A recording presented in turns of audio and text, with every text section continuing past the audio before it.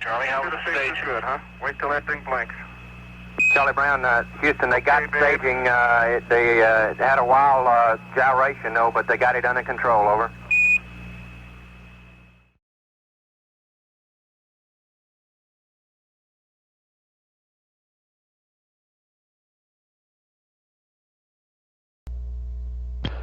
This is Apollo Control at 162 hours, 42 minutes.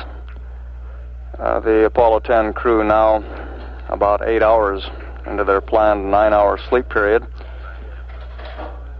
Apollo 10 at this time is 136,955 nautical miles from Earth and traveling at a speed of 5,547 feet per second. Here in Mission Control, we're having our change of shift. Flight Director Pete Frank is relieving Flight Director Milton Windler.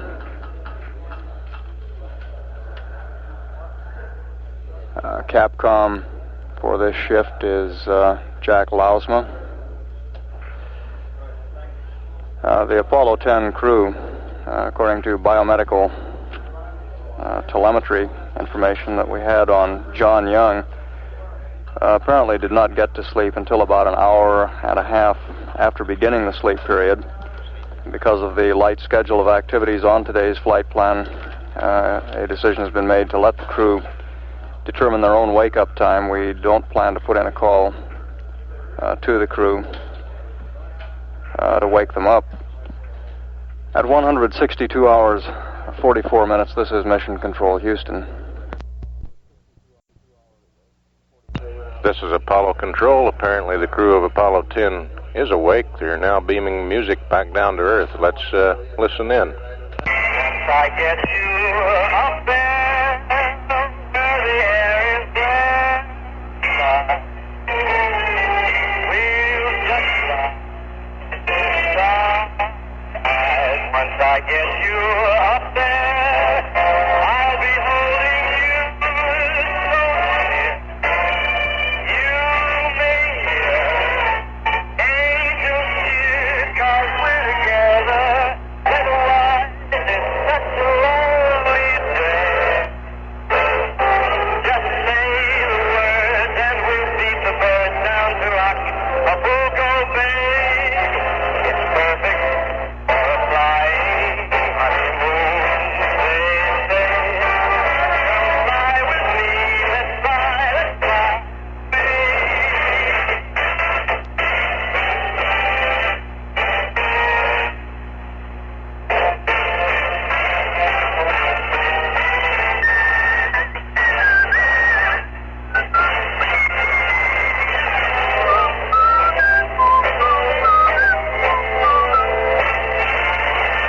Once I get you up there, where the air is rarefied, we'll just glide. Once I get you up there, I'll be holding you so near.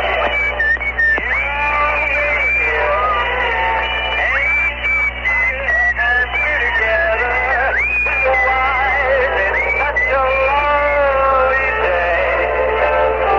You just say the words and we'll beat the birds down to Acapulco Bay. It's perfect for a flying honeymoon, they say. Come fly with me, let's fly, let's fly.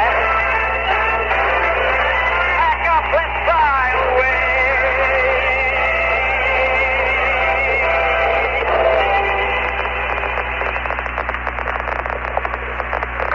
Good morning. This is Tom John Jean at KAP-10 broadcasting again from approximately 140,000 miles out in your universe. It's a beautiful day out here, and it appears that it might be a beautiful day down in Mother Earth country. For those of you who are not yet ready for work or are just getting up, get up, lazy bones. It's time. You've got a big day ahead, and the thought for today is, remember, National Secretary's Week was last month.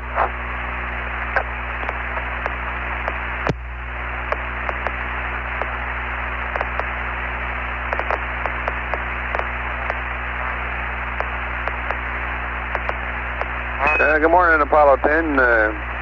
You managed to wake everybody up early down here, and thank you for your brief program.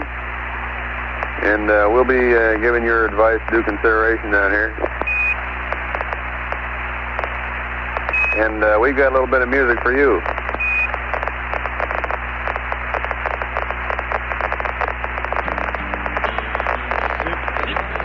Wonderful, Jack. Let's hear it.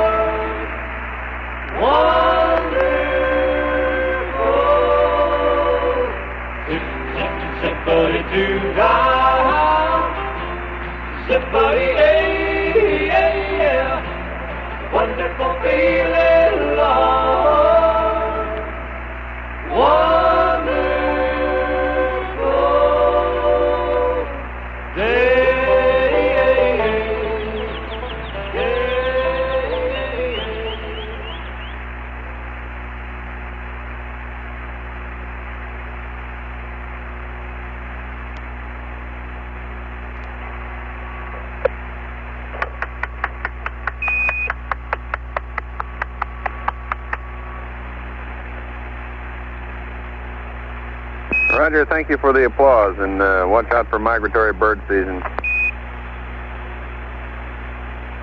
That was a couple of seals up here.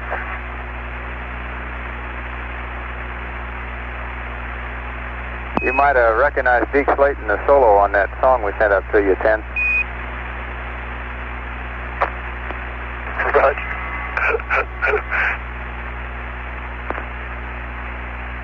If he's eating that food, he's zippity-doo-dah, all right. He's not in here yet, and I'm going home. I'll see you guys later. Hey, Joe, we haven't even had a chance to say hello to you. I know that. I hung around to wait till you wake up. It was an exciting night last night. I'm glad we filmed it.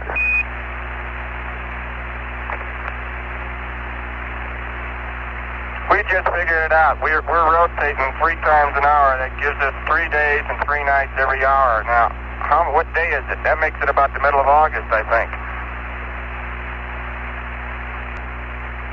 Hello, Houston, Apollo 10. Morning, Tom. Roger, is Joe still there? Over. Roger, he's still here. Go ahead. Yeah, Joe, look, how about doing me a favor, will you, old buddy? Over. You name it. Okay, we're kind of out of town for church today, and the minister there, Reverend Parent, wanted my, reflections or something that might be appropriate to read in the service since I won't be around there. If you got a pencil, I just had copied down a couple of things that I thought might be appropriate. Over. Roger, go ahead. Roger, so Psalm 8, Psalm 122, Psalm 148, and Isaiah 2:4. Over.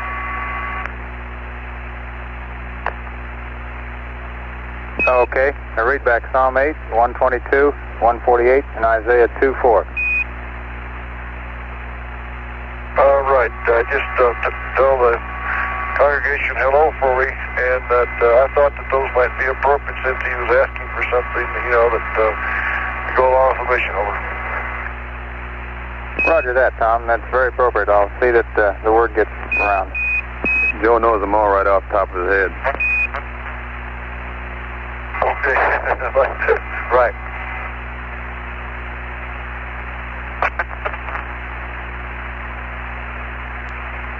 Hey, Jack, we're sorry to keep you off the golf course this morning. I gave up the game a long time ago. We'll have to try it again after we get back. That's a good idea. I'd like to take it up.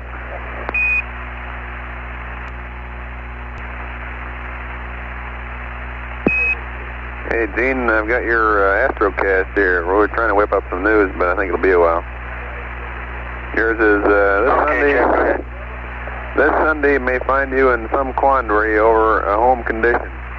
There should be some help available. Don't make smart remarks about Marines.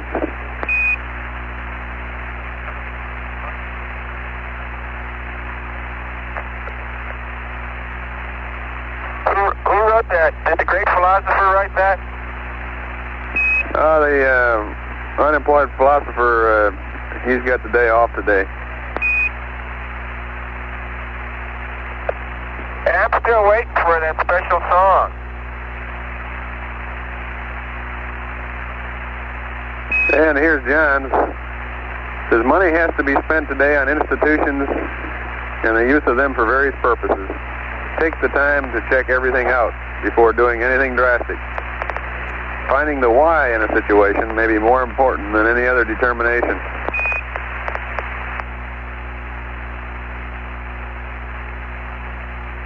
They got me there, all right.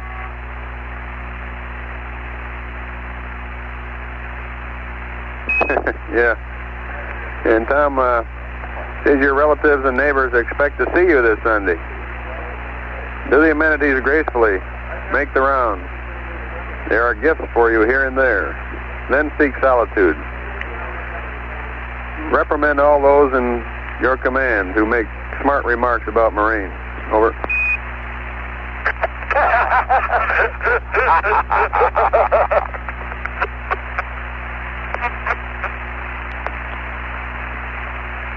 Oh, tremendous, Jack. That's just tremendous.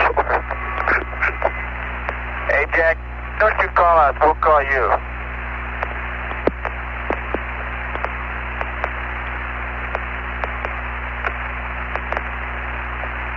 Are you just coming on duty, or are you leaving?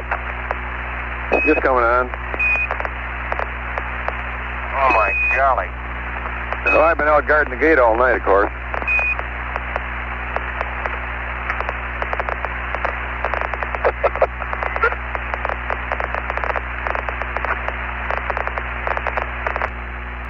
This is Apollo Control. Crew of Apollo 10 apparently at this time are having breakfast. They were to have slept a little bit longer, although they did wake up about the pre-mission flight plan wake-up time. Here in Mission Control, it had been decided to just let them sleep until they call back here. Their call was in the form of music being piped down from the spacecraft from a small cassette tape recorder. Lunar Module pilot Gene Cernan followed up with a disc jockey bit. There was a certain amount of repartee between the ground and the spacecraft communicator here in Mission Control, oncoming Orange Team Capcom Jack Lausma and outgoing Maroon Team Capcom Joe Engel. Spacecraft Commander Tom Stafford suggested several biblical readings for today's services at Seabrook Methodist Church to Capcom Joe Engel, both of whom go to the same church. Since Tom would not be able to attend the services today himself, he suggested readings from Psalms 8, 122, 148, and Isaiah 24.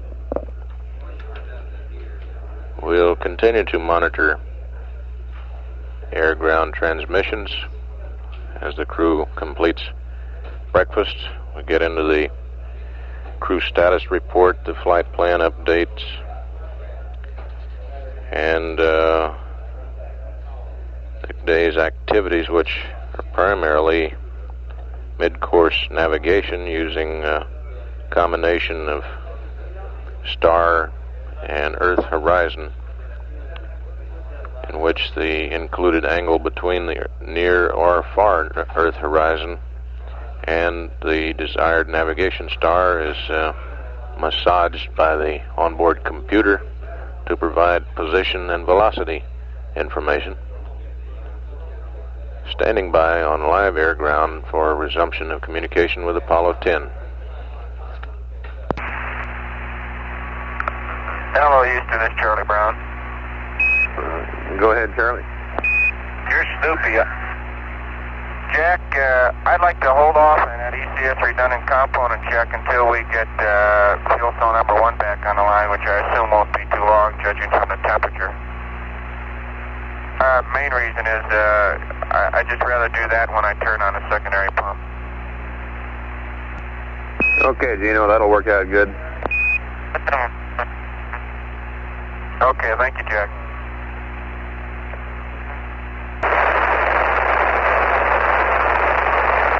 This is Apollo Control.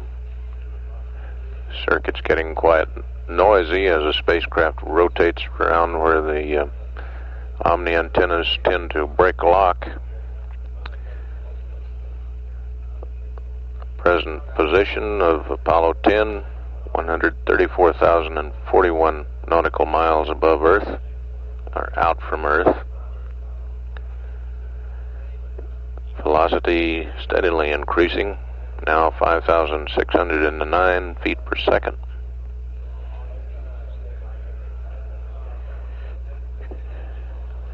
Here in Mission Control, the maneuver pad for mid-course correction number 6,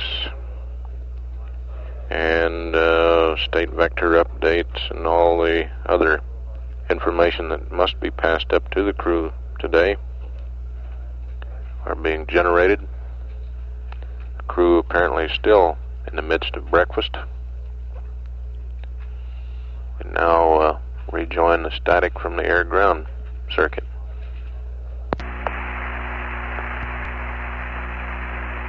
This is Apollo Control, still standing by for resumption of communications with Apollo 10 as they settle down for the day's business.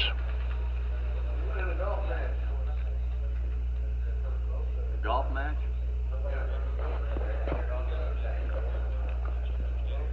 We'll continue to monitor the circuit here as hopefully conversation will resume. Here it goes. The orange bugle here when you're ready to listen.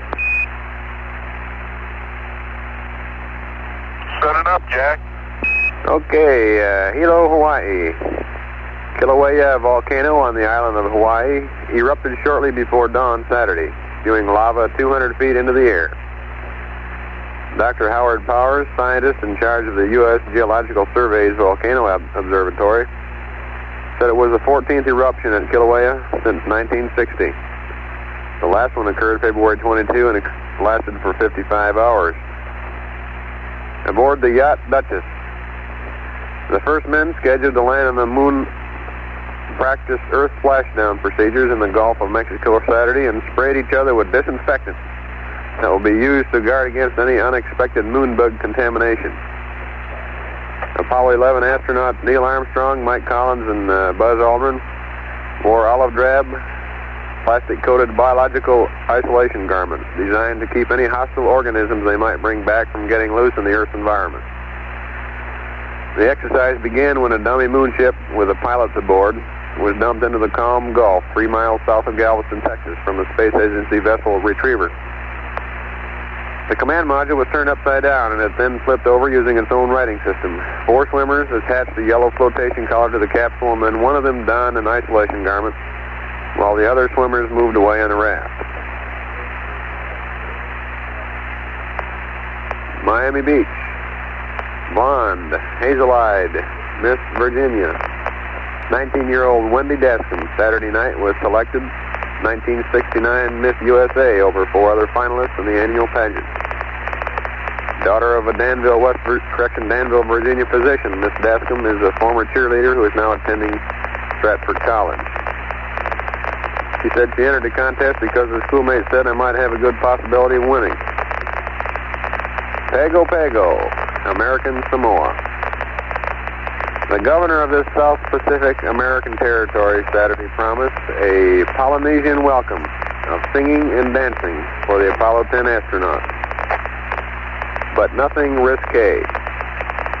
The celebration on Monday, limited to 10 minutes, will include a typical Samoan dance by several of our beautiful girls, said Governor Owen S. Aspinall. The dancers will wear the Samoan full passy costume, a colorful 2-piece outfit consisting of a wraparound skirt and blouse. There will be nothing risque, of course, said the governor. The dancers are well within the proprieties of Samoan customs. So while they're dancing, you can stand there itching. Moscow. A Soviet scientist said Saturday that Russia will depend on machines instead of man to explore the gloomiest corners of the solar system. He indicated the Soviets plan a spectacular series of unmanned space shots within the next decade, culminating in 1977 with a 9-year instrument odyssey to 4 distant planets. Such a trip, he said, could not be repeated in this century. Hagerstown, Maryland. Even in these days of affluence in society, it may sound a bit hedonistic to own your own railroad car. But Reuben Darby has made a business of converting old railroad cars into private palace cars. Price is $50,000 and up. Wonder what they do with old command modules. London. The achievement of Apollo 10 is a superb combination of human courage and technical skills, Sir Bernard Lovell, director of Britain's Jodrell Bank Observatory and a leading space expert, said today in an article for the Times. Kathmandu, Nepal. A 5-member Swiss mountaineering group has conquered 22,686-foot Mount Shuki in western Nepal. The leader of the expedition said today, and George Hartman said his team scaled the mountain twice in one day. In the National League, Chicago 7, San Diego 5. Houston over the Mets, 5-1. And the Phillies beat the Braves 8-3. Got the rest of the scores here if you want them. Oklahoma still doesn't have a baseball team.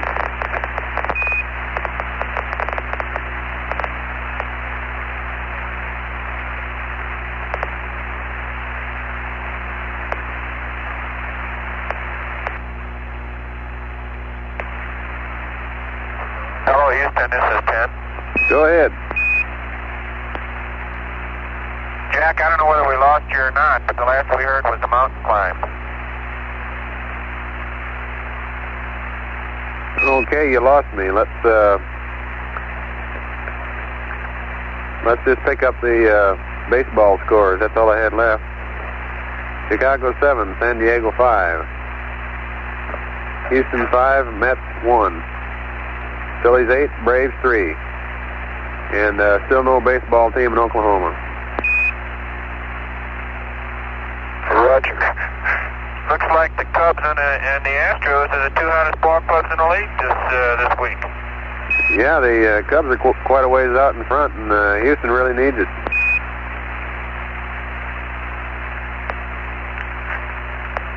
Yeah, I got 2 loyalties there, and so I'm for both, babe. Hey, listen, our heartiest and sincere personal congratulations to Miss Virginia.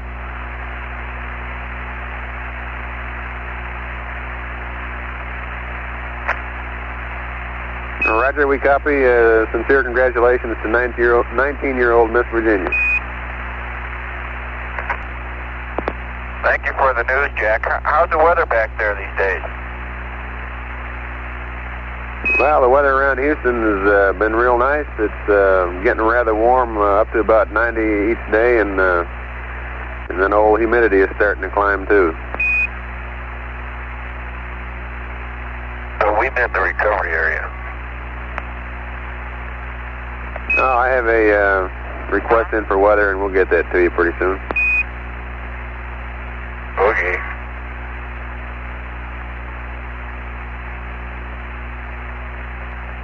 And Jack, you might pass on to the governor down there in Samoa that we're certainly looking forward to the reception and seeing his beautiful island over. Roger, Tom. We'll pass that on.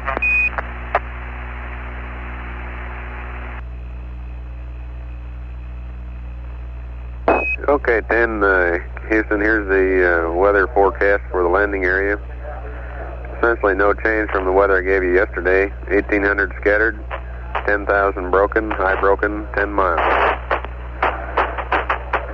Wind 120 at 15 knots.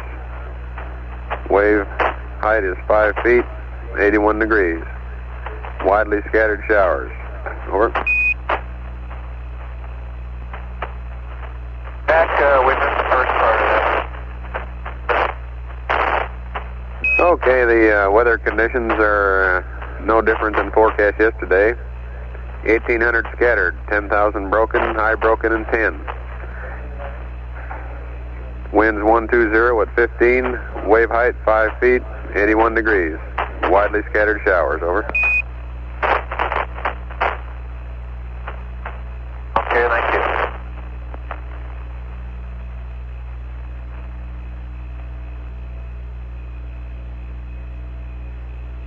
Houston, this is 10.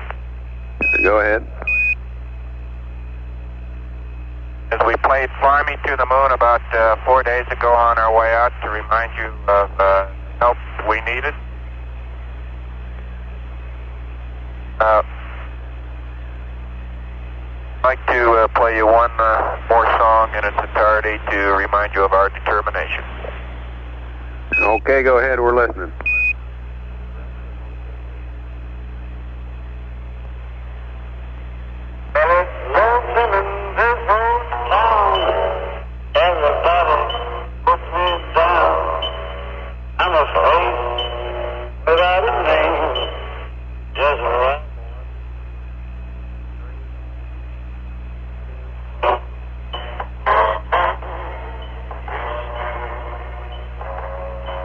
I got the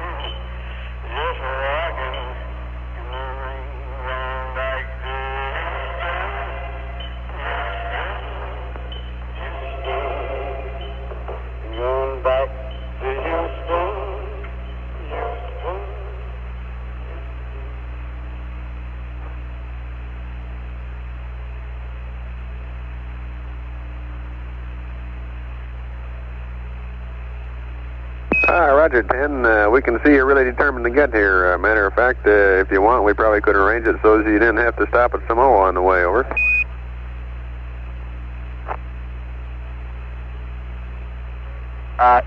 Jack, after careful consideration here, we voted that you should go back and guard the gate.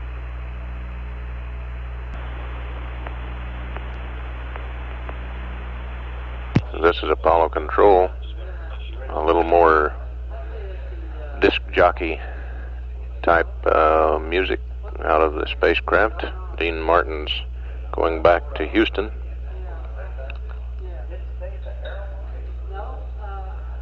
Continuing to monitor air ground here for resumption of the day's activities. Here we go. We'd kind of like to go to high gain antenna. And during PTC mode, if you would go to REAC and narrow beam, your settings are pitch plus 30 and yaw 270. Over. Okay, how soon do you expect us to pick that up, Jack?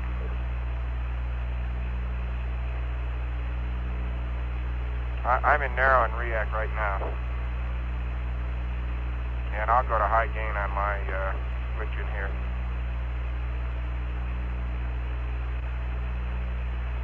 And you can switch us whenever you think we'll get act. Roger, and during the times that you're not in PTC today, you can go high gain to manual and select Omni B, over. Omni B, roger.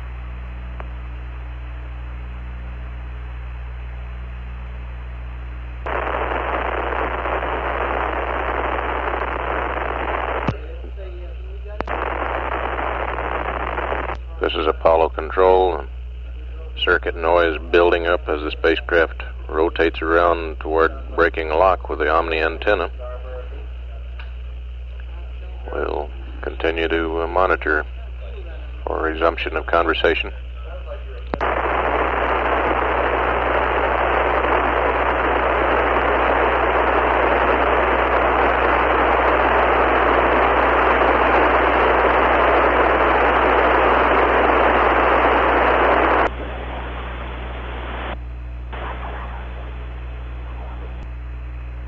Hello, Houston, it's 10. Howdy, 10. Reading you loud and clear now. Yeah, let me get that antenna set up for you, and then I'll put it in REAC, because it doesn't want to pick it up and lock on you in REAC. Let me know when you want to make that switch over to high gain, and I'll set it up for you, and then put it in REAC, and then we'll let it run. Otherwise, I don't think it's going to lock on for us.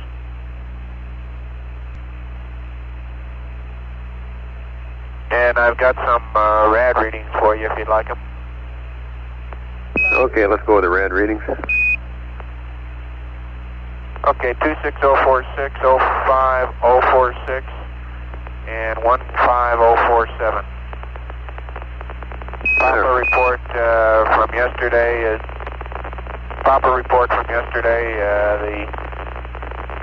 the commander and the CMP both at 1 moment.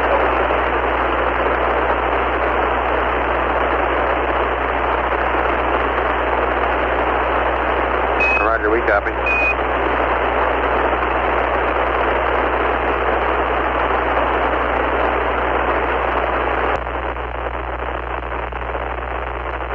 And attend Houston, you can select high gain now, over. Okay, thank you.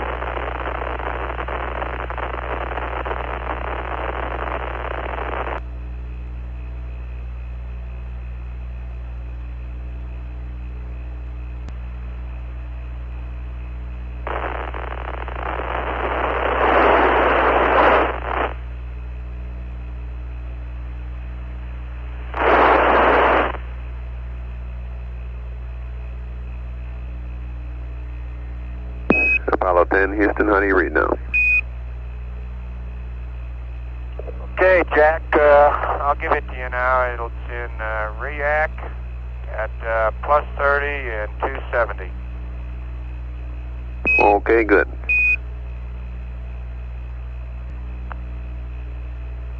Okay, 10, the high gain antenna then, you can leave her hands off and we'll take her from here. Over. It's all yours. I didn't mean to hit command reset, but I thought since there was nothing critical, I'd play with it for a while and get it set up. Because the first time around, it didn't want to acquire. It was banging all over the place when we were trying to come back around. So I thought I'd get you a good lock on. So we're at react narrow, plus 30, 270, and you've got them.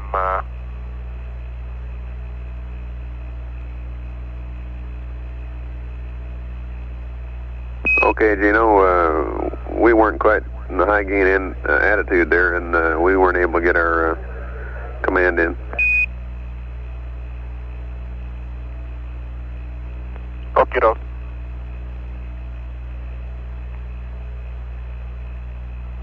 Jack, what do you think about putting fuel cell 1 on and get on with that redundant component check and start the battery charge and what have you?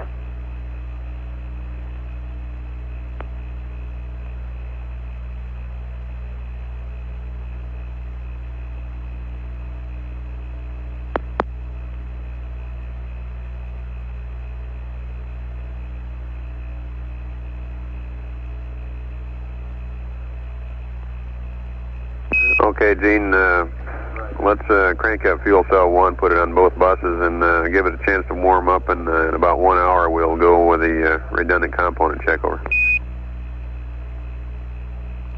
Okay, is it okay then to go ahead and put start charging battery B at this time after I get it on? Affirmative, Gino, you can start your battery recharge. Thank you. Okay. And when you're ready to copy, I've got consumables and flight plan over. Okay, Jack, go ahead on the consumables, over. Okay, on the consumables, Tom, at 162 hours, we had total RCS 55%, A 44, 60, 56, 58, H2 and O2 is 24.7 and 315. Your RCS is 18% above the flight plan.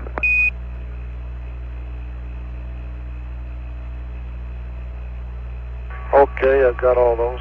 Thank you.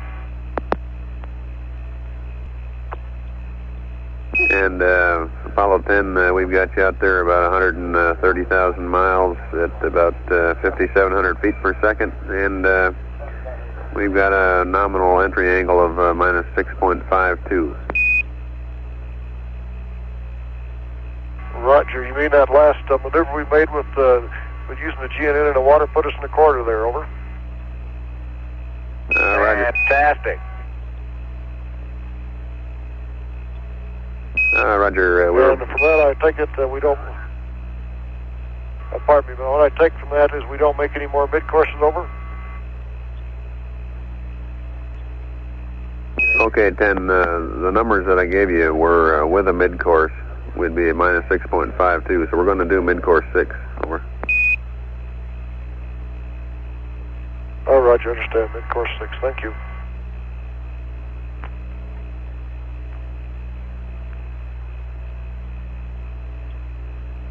And in our present status, without a mid-course, we'd be up around 6.95, so 55? We're right in there anyway, pretty close, but we ought to sweeten it up a little.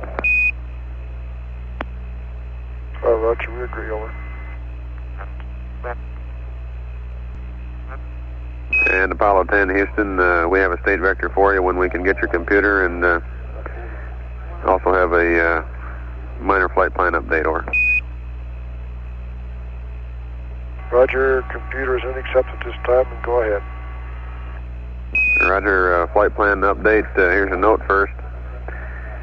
The P-23s scheduled for today are designed to determine the minimum sun angle. However, you may have a little difficulty with one or more of these sets due to the sun angle. However, the attempts should be made anyway on schedule. At 168 hours, consideration is being given to an S-band reflectivity test, and the test procedures are on page 3-19A of the flight plan.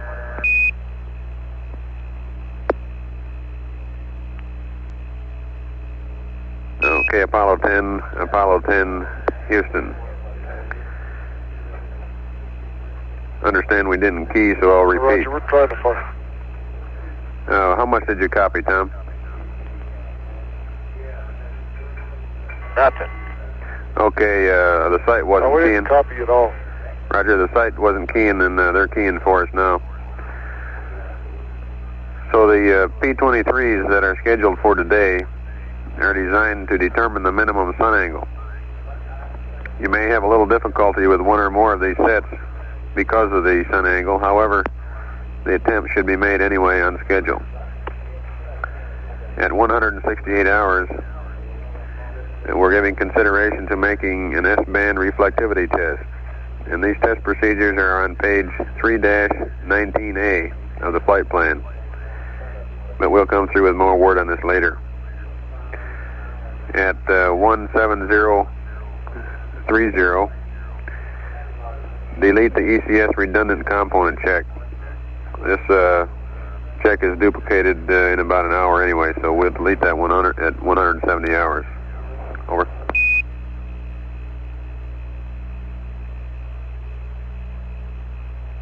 Roger, we have the ECS redundant component check deleted.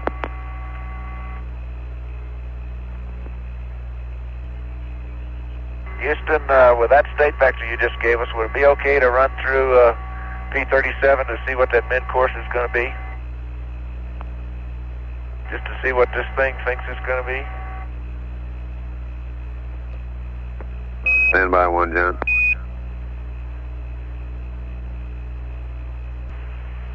Okay, Apollo 10, Houston, uplink complete. You can go to block, and we'd like to see you do some P-37s. And the time you can use is at 176.50, and we'd like to follow you through on it. Over. Apollo 10, Houston, you copy? Roger, we're going to run through P-37 right now. Are you guys copying all this okay, Jack? That's affirmative, John. We've got it.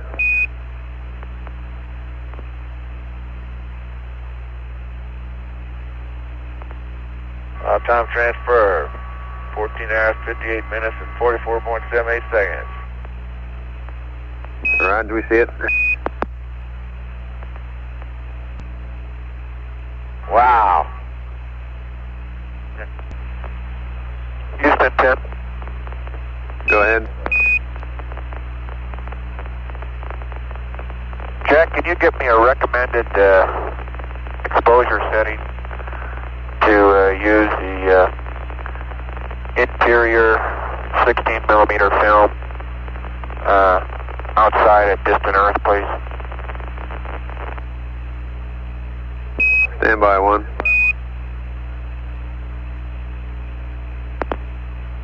Just want to check it against my spot meter in here. Roger. Gee whiz, just 2 passes.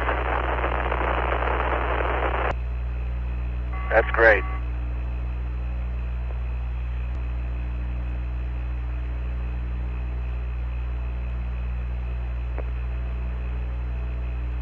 Apollo 10, Houston, we noticed you got Delta V, or correction, inertial velocity 36314. We had difference by 1 foot per second, and you got minus 6.5. We got minus 6.52, or.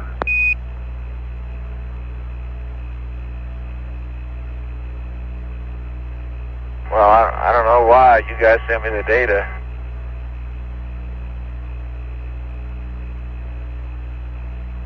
I would argue over 200ths of a degree anyway. Nobody knows it that well. All right, we were just trying to tell you how well off you are. Roger. Never doubt.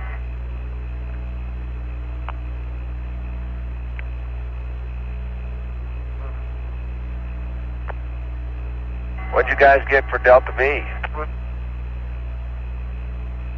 Well, we're looking at 1.2 on Delta V. Outstanding.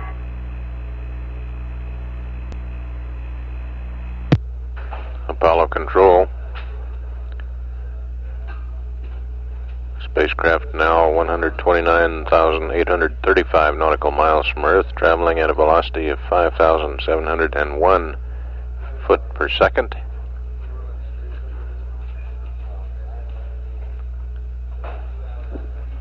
We'll be passing up to the crew with the maneuver pad, all the numbers needed for preparing to do the mid-course correction burn number 6, which will be in the neighborhood of 1.2 feet per second.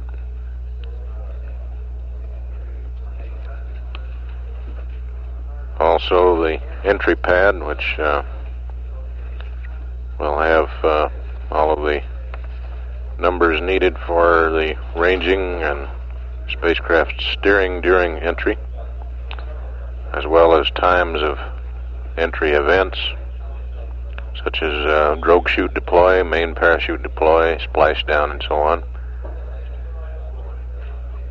These numbers will be refined after mid-course number 6, and additional tracking is acquired and processed here on Earth. We'll continue to stand by on live air-to-ground as the conversation continues with Apollo 10.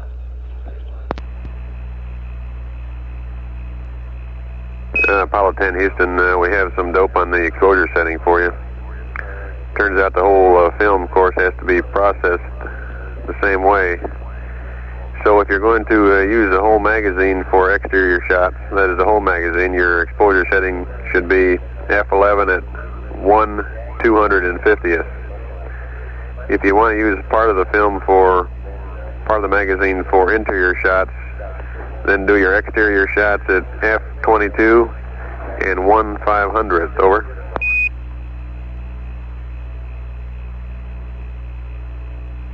Jack, I missed part of that. I understand exterior shots with the 16 millimeter interior is F22 at a 500. That's all I heard. Houston is 10. Okay, 10. How do you read me now? Over. Okay, why don't you repeat that for me, Jack, would you?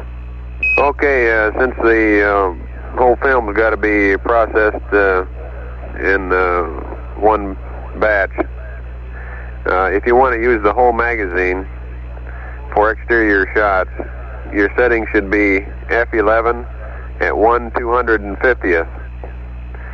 But if you want to use part of the magazine interior, then do the exteriors at F22 and 1/500th, so that all the pictures will come out all right when they're processed. Over. Okay, I got that. Thank you very much, Jack. Apollo 10 Houston, it turns out that it's quite important that we do this P-23 mid-course navigation drill pretty much on time to get appropriate data and solutions, and so we'd like to recommend that we get on with it pretty soon. Over.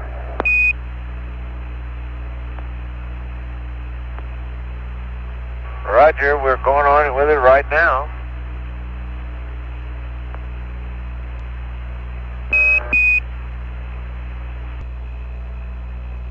This is Apollo Control. We've had no recent communications with the spacecraft, and while the entry and mid-course correction number 6 information is being compiled to pass up to the crew, we'll take this circuit down for the time being and bring it back up when conversation does resume. And at 165 hours 29 minutes ground elapsed time, this is Apollo Control.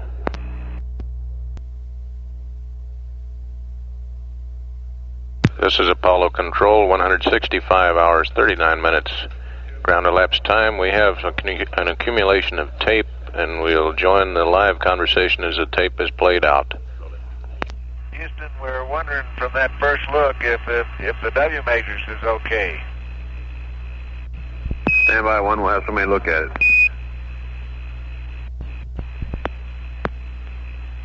Apollo 10, Houston, turns out the only way we can look at the W matrix is to have you call up a verb 67, over. Roger, well, according to the instructions, we're not supposed to change it from what it was the other day, but I was wondering if when you uplink a state vector, if that doesn't reshuffle it some way or another. If you call up a verb 67, all that does is let you look at the W matrix, doesn't do anything to it. And when we send you a state vector, we just reinitialize it, over. Okay. And John, when your buddies wake up there, I've got a maneuver pad and an entry pad anytime you're ready for it. Right, go. They're not quite ready. Only with you down there, so can we feel so secure, Jack? And we're ready to copy, babe. Okay, I've got a mid-course 6 maneuver pad. Mid-course 6. RCS GNN. 25240. 176. 49er. 5728. Plus 3 balls, 1, 2. Plus all balls. Plus all balls. 088. 354. 351.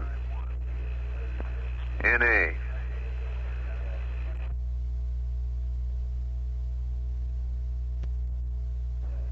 H sub P is plus 00212. 00012. 005. 00012. 40. 2744. 340. 033. Delta 003. Lima 12. The rest is NA. Your set stars are Denib 43. Vega 36.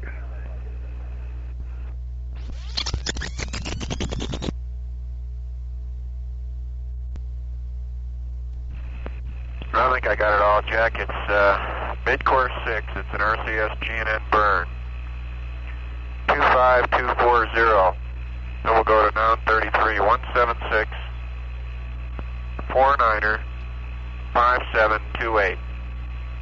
Plus 3 balls, 1, 2.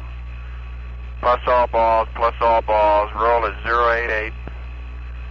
354 and 351. Perigee is plus 2 balls, 212. 3 balls, 1, 2. 2 balls, 5. 3 balls, 1, 2.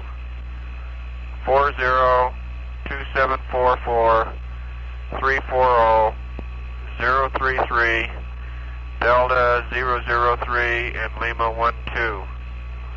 Denham 43 and Vega 36, 148, 013, and 018.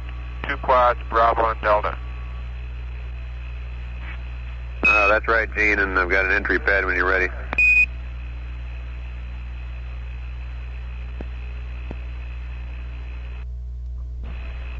That's right, Gene, and I've got an entry pad when you're ready.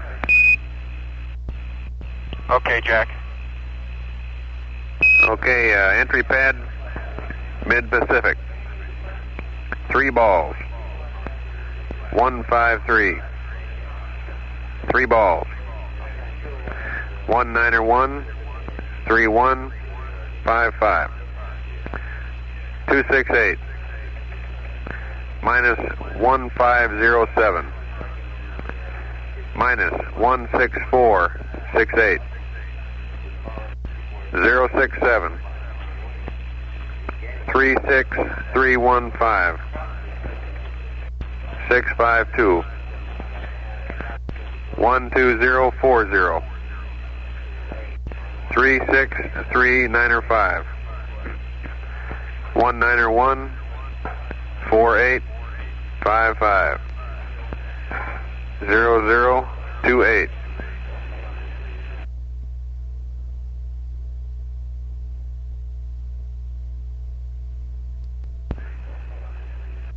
DL Max, DL Min are NA. No, Noun 69 is all NA. 400 028 08 0018 0329er. Jack, stand by. After Noun 69, where are you picking up, please? After Noun 69, we're picking up at the V circular D0. Okay, hit me with D0 again, would you please? I think it's 400, but pick it up again. D0 is 400 0208 0018 0329er 0818 40 2611.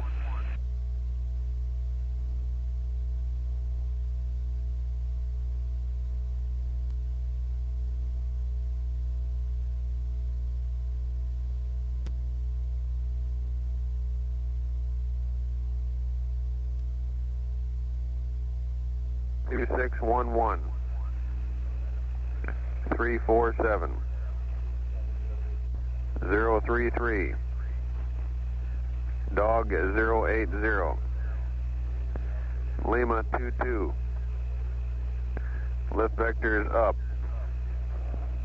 Your gimbal angles on entry pad are based on option 2 at 191 4855, which is at 400,000 feet.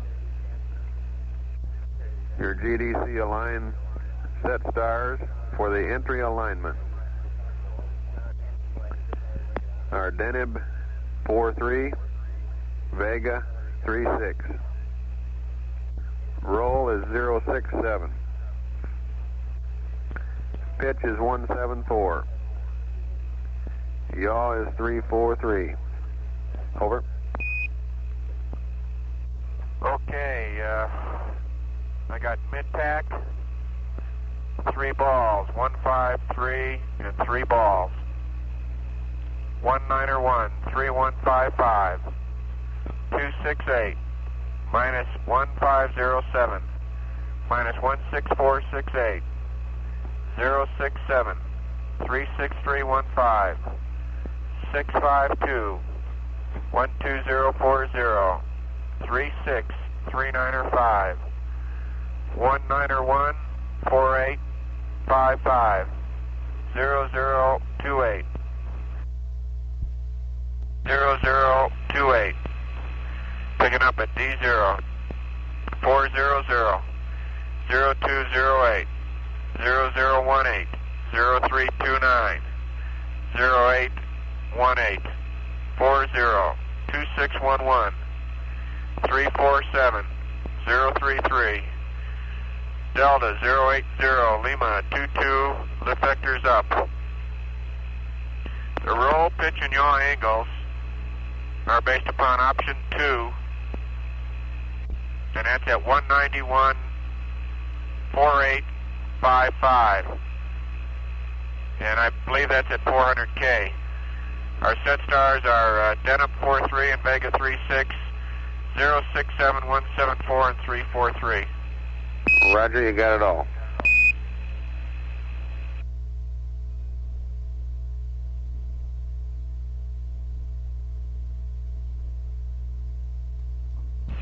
And Gino, when you get around to it, for CG purposes, we're going to have to take a look at the LCL recovery checklist on activation serial number 1003.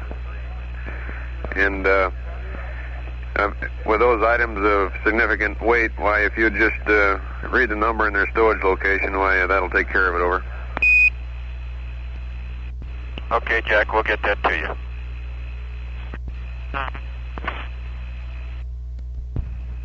Gene, this is Houston. If you're going to stay in this attitude for a few minutes more, it'd be a good idea to start the redundant component check now. Over. Okay, fine.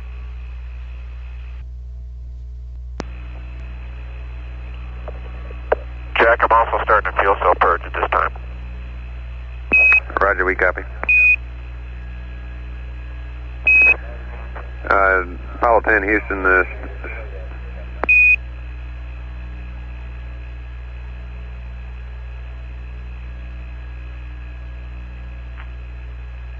10, Roger. Go ahead with the fuel cell purge.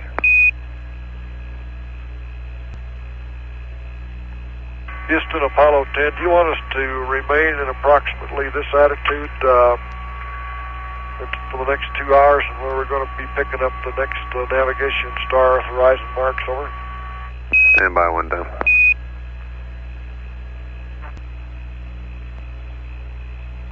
Apollo 10, Houston, we suggest going back to PTC after the redundant component check is completed. And we'd like to have some words from John as to sun interference in his P-23, over. He'll talk to you in a minute, over. Hello, Houston, Apollo 10. Go ahead, 10.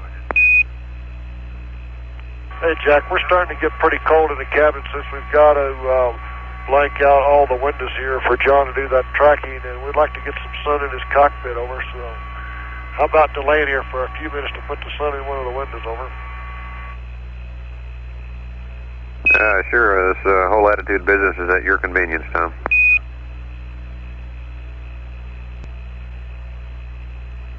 Houston, on that P-23, I don't think the problem was interference with the sun. The problem was to try to determine how close to the terminator you could mark stars, wasn't it?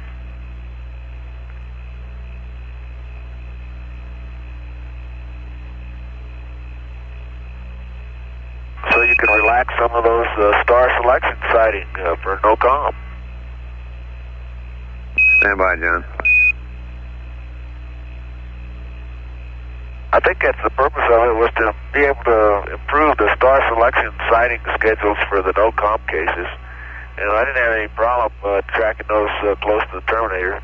Piece of cake. All right, Roger, we copy.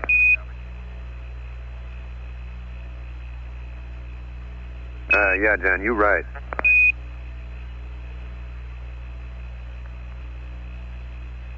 Apollo 10, Houston, secondary coolant loop check looks good here, and you can go to reset on your secondary evap, over.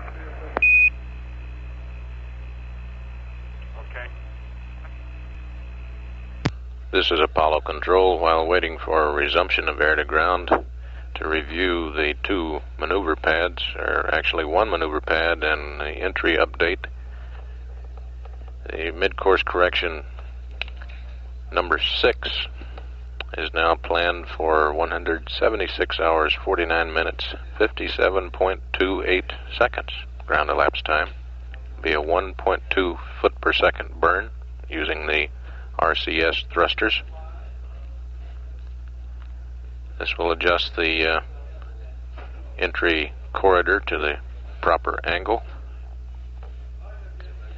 And then following that, the entry information was passed to the crew.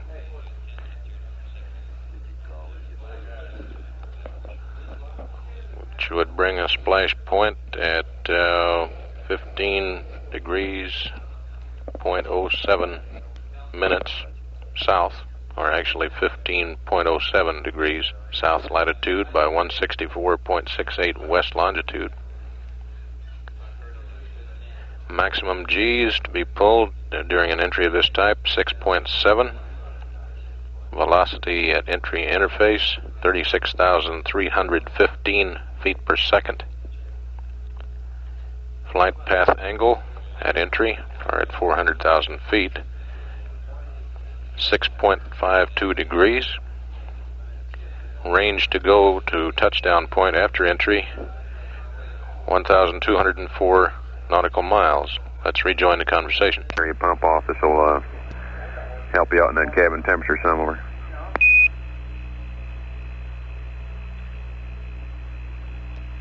Thank you, Jack. We got cleaned up now.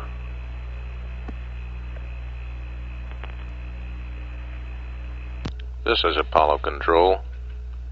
Apollo 10 now 125,313 nautical miles out from Earth, approaching at 5,805 feet per second at the present time. It's been rather quiet the last several minutes. No exchanges of conversation between the ground and the spacecraft. We'll now take the circuit down and rejoin any conversation as it develops. And at 166 hours 13 minutes ground elapsed time, this is Apollo Control.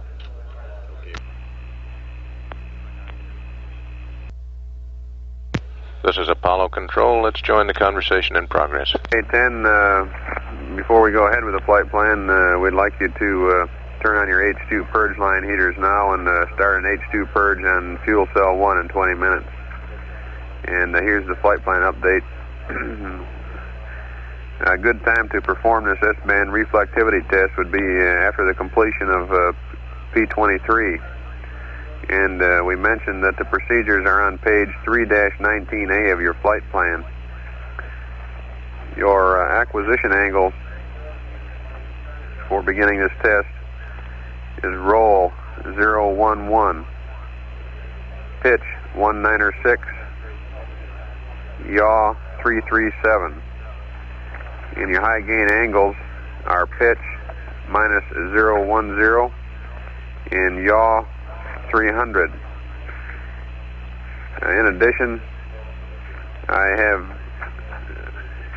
roll, pitch, and yaw attitudes and high gain angles for tests 1, 2, and 3 if you need them. Okay, stand by.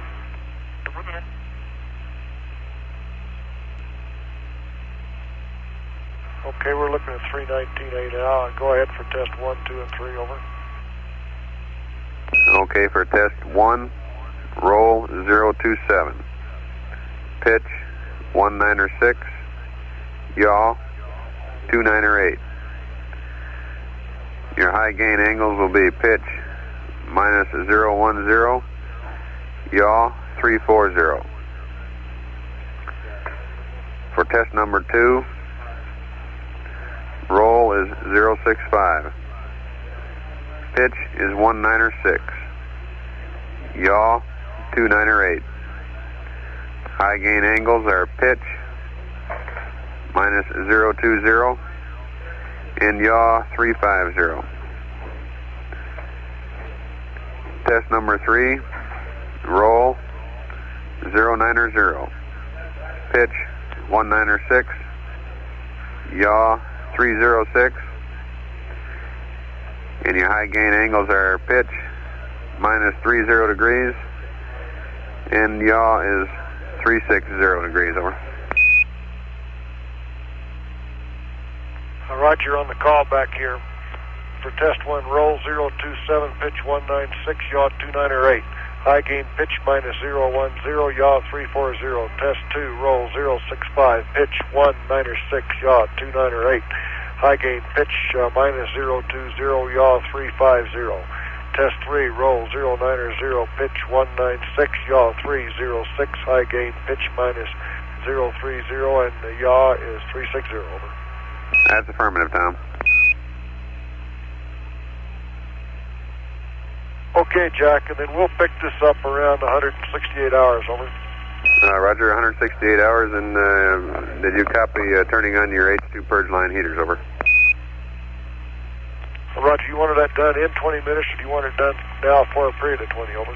We would like you to turn on your H2 purge line heaters now, and then start your H2 purge in 20 minutes on fuel cell 1, over. Okay, mark the purge line heaters on. And that'll be a continuous purge on fuel cell 1, over. Roger, in 20 minutes we'll start. In other words, you want us to continue to purge fuel cell 1 from now on, then, over? That's affirmative. We'll let you know when to terminate the purge on it. Okay.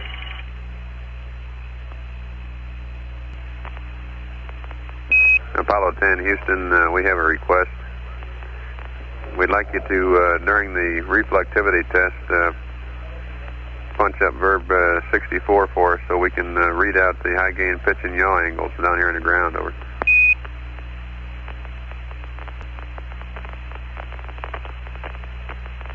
Hello, Houston, it's 10. Go ahead, 10. Get your LCL recovery checklist if you would, Jack. Go ahead.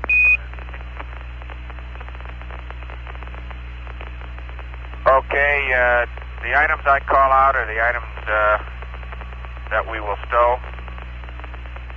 That's 1, 2, 3, 4, 5, 6, 18, 20, 21, 22. Roger, copy. Okay, items 20 and 21 are stowed in the tissue section of A1.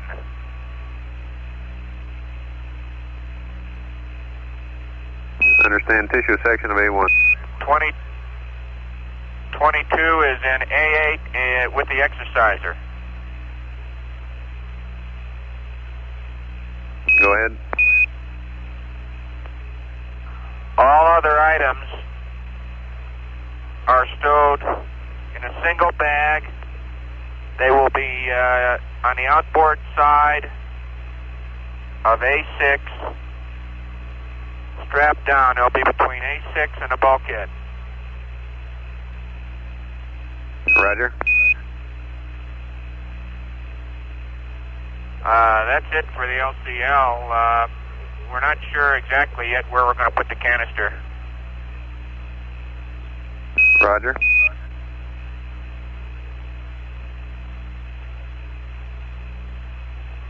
You might pass on to Joe that items 9 and 10, which were highly cherished, were unavailable.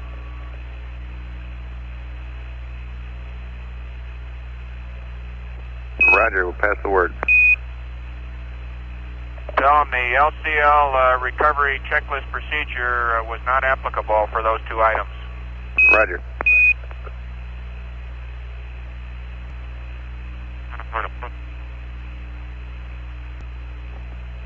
Apollo 10, Houston, we have a recommended stowage location down here for the lithium hydroxide canister. It says to wrap it in plastic and then wrap it in a sleeping bag and put it in L3.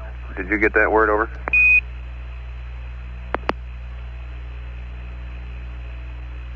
That's okay, but we're not eating that much food. L2 and L3 are still just about full of food, over.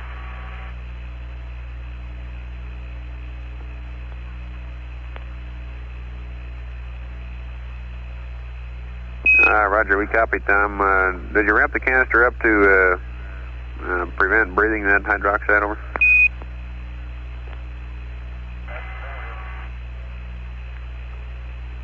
Roger, we wrapped it. It looks to us like turning the cabin into the sun, increase the cabin temperature about 3 degrees. Roger, John, we copy.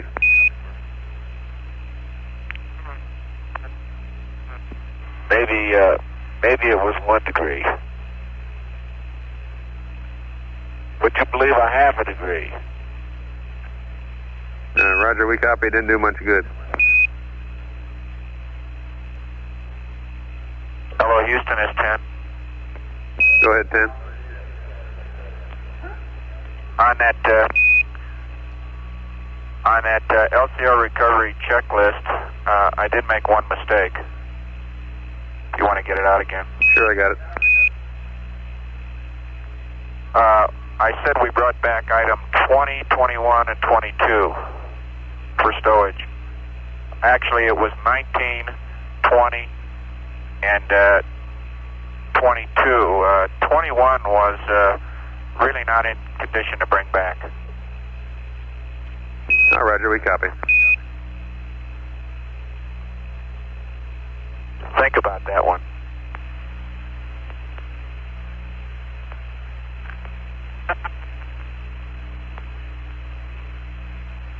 Roger, I'll pass the word on to the appropriate people and let them think about it.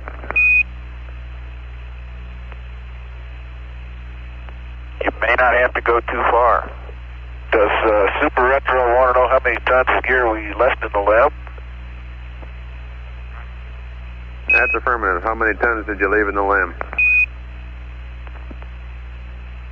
Seemed like about 20 or 30. We took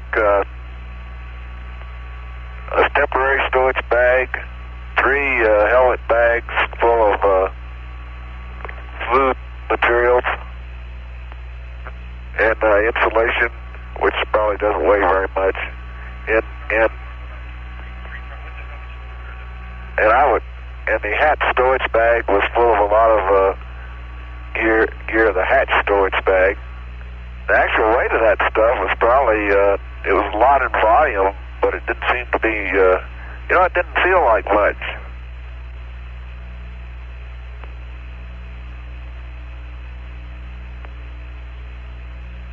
But there's a known weight. We took 1 temporary storage bag and 3 helmet bags.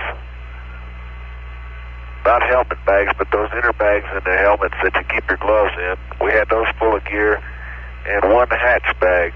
And it was all full of waste material, and I wouldn't even try to guess how much that weighed, but it would be the equivalent of how many days food and materials you'd normally expect to use by that time. Roger, we copy.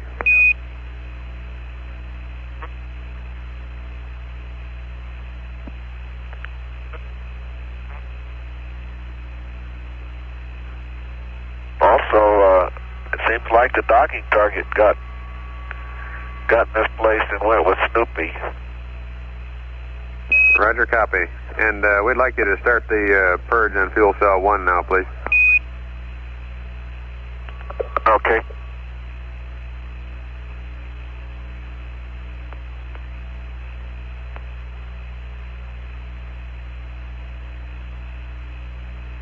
But the hatchback turned out to be a very convenient waste disposal storage thing, and we had just crammed full of stuff. Okay.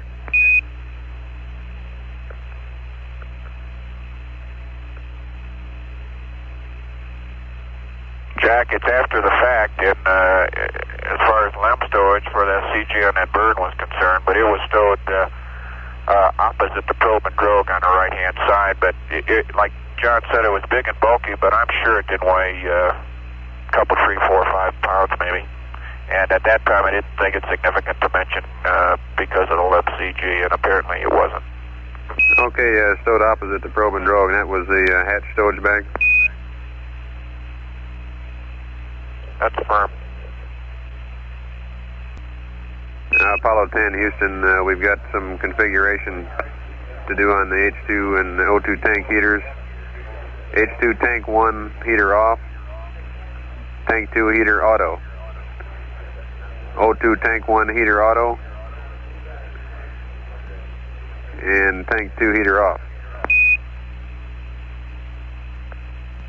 Okay, Jack, I got those. And you know, you're the first guy that's ever passed those up in order of H2 1 and 2 and O2 1 and 2. I always get them in some other order, but that's the way I got them now. That's left to right, isn't it?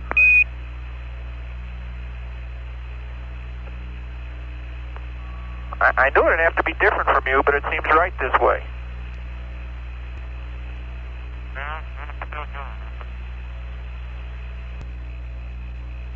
Apollo 10, Houston, here's something I didn't get an acknowledgement on. If you're not using the computer during the S-band reflectivity test, we'd like you to do a Verb 64 so we can watch the high gain pitch and yaw angles down here, over.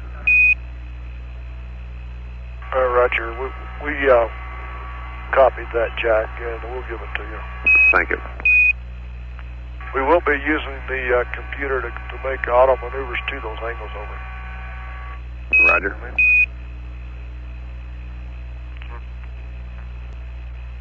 No. Apollo 10, Houston, got another news item here. In the Atlanta Classic, Bruce Crampton is leading. In second place by 2 strokes, Bert Yancey, Bruce Devlin, and Gary Player. And the unemployed old local philosopher, he just showed up unexpectedly, and he says that color TV is on its way back, just as he predicted, and it's going to make a real splash around here pretty soon.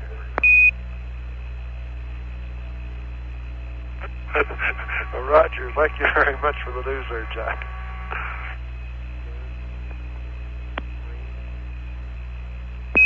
Apollo 10, Houston, we know down here that you're using only one RCS quad. Unless you'd rather do it otherwise, unless you'd rather continue to do it this way, we'd prefer to use 2 quads because it does perturb the trajectory somewhat to use only one quad at a time. Over.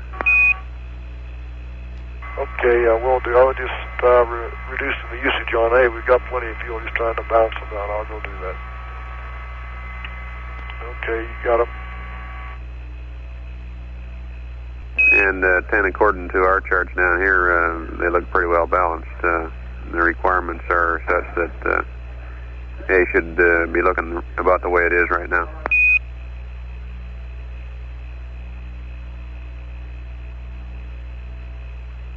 Okay, the onboard indicators are pretty much off then, over.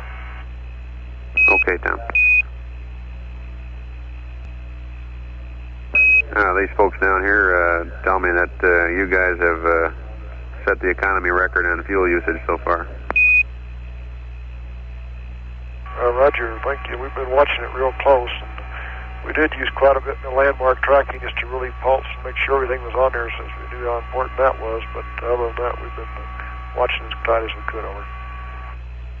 Roger, Tom.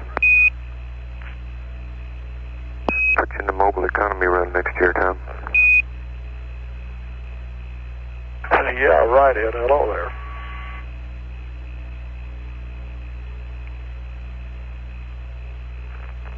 Watch it, I'll get you for a commercial. Good morning, Gordo. How are you? Fine, Tom. We enjoyed your readings this morning. Roger.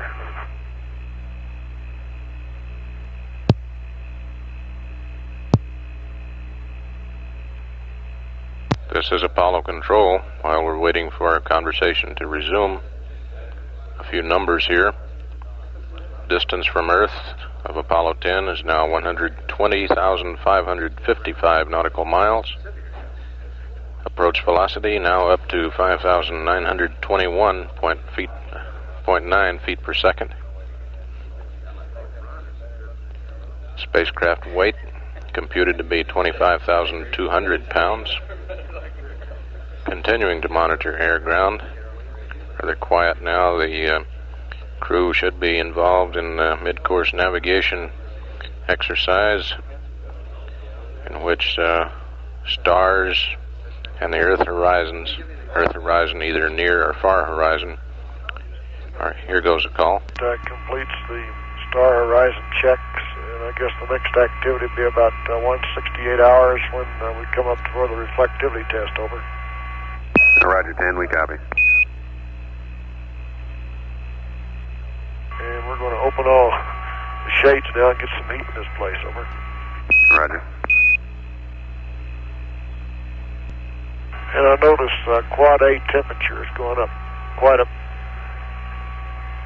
bit, even though it was still lower than what we had in lunar orbit. And we'll go ahead and start maneuvering to these attitudes for the S-band reflectivity test, over. Roger, Tom.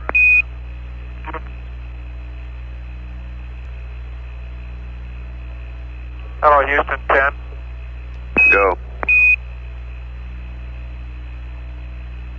the reflectivity test, do you want us to go to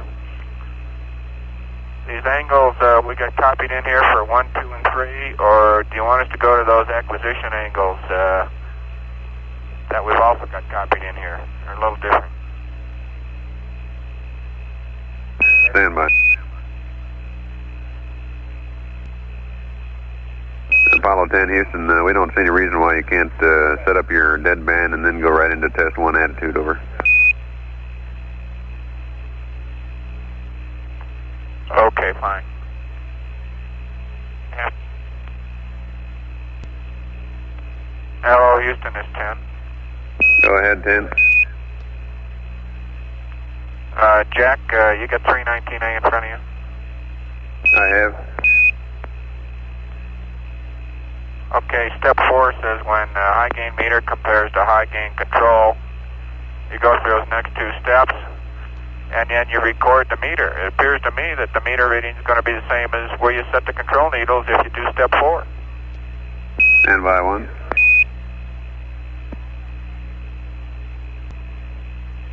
Houston, this is 10. I'll go ahead and record step 5, and if there's any different, just make note of it. I'll just go ahead and follow it through as is. Roger.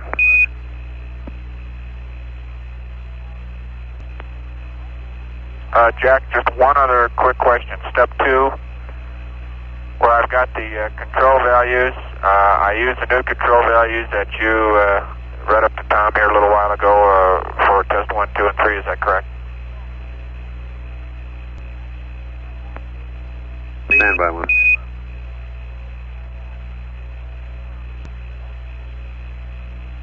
Okay, Gene, and step 1, we gave you the attitudes to which to go to get the pitch and yaw angles as specified in test 1, 2, and 3. And then we still want you to set your high gain control to those settings which are listed in step 2, which are all 20 degrees off in yaw. Jack,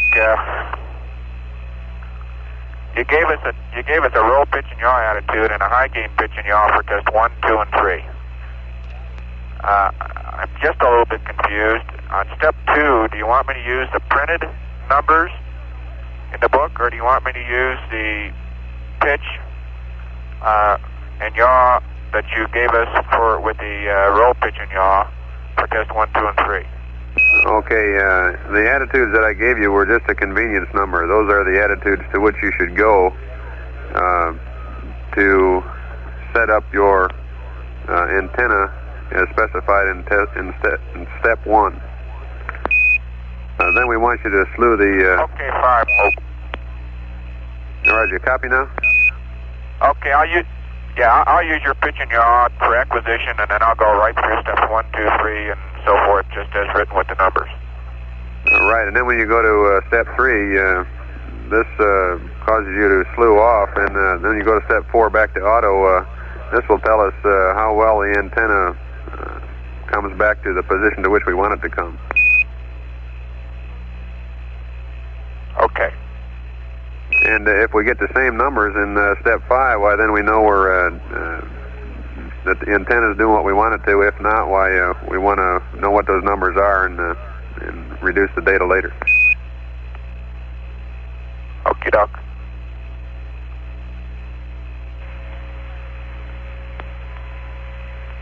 Apollo 10, we're handing over the high gain. You may get a burst of noise. Okay, Houston. We're at the first attitude. I'm going to my ranging switch off. And we do have a good lock at this attitude. Roger.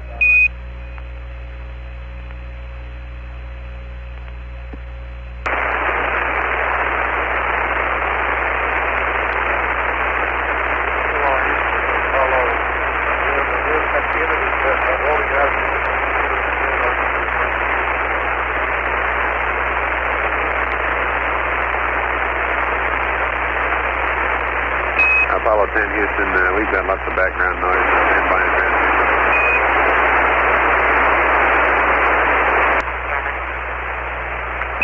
Apollo 10 Houston, you have a caution and warning on the H2 press cryo tank. Don't worry about the heater's going to cycle momentarily and bring that pressure back up.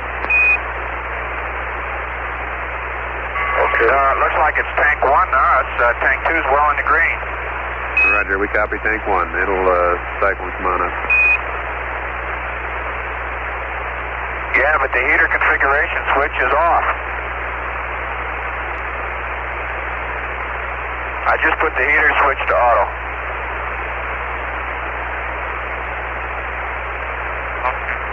Roger, 10, they tell us that tank 1's going to follow the tank 2 heater cycle over. Okay. Okay, we got the cryo press again.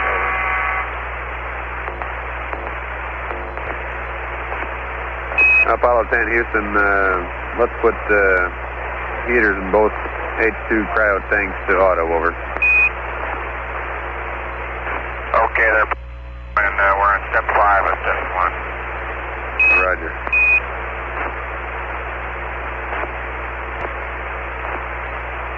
Hello, Houston, how do you read test 1? We're reading you 10, a little background noise. Okay, very good. I'm going on to step 2 and I'll give you the readings after this is all over. Roger.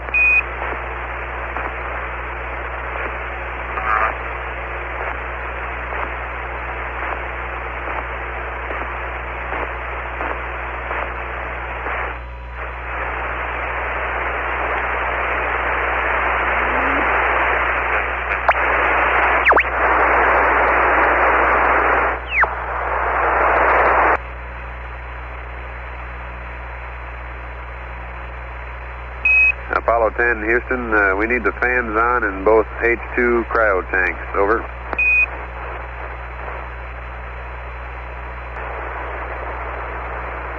Okay, the fans are on.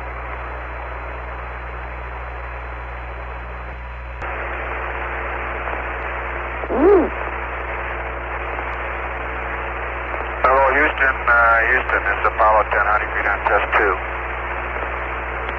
I'll read you loud and clear. Okay, we'll proceed to test 3. Roger on 3.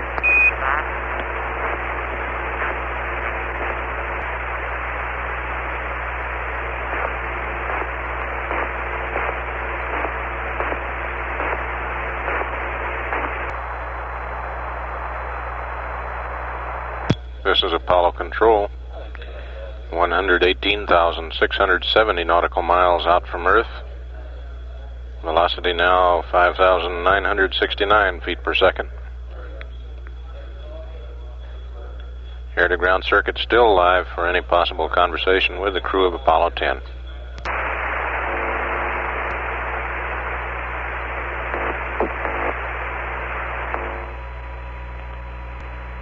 Hello, Houston, this is 10. How do you read? Loud and clear, how me?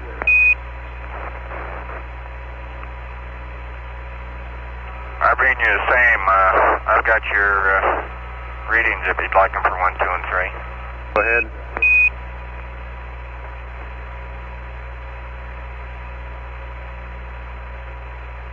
Roger 10, go ahead with the readings. Test 1 is pitch minus 10. Yaw 360. And the percent signal was 65 and it was oscillating about 2 needles width. 2 is minus 25, 360, 65% and steady. 3 is minus 30. The meter flipped to 000, 90% and steady. Roger, we copy all that. Thank you. Okay, Jack.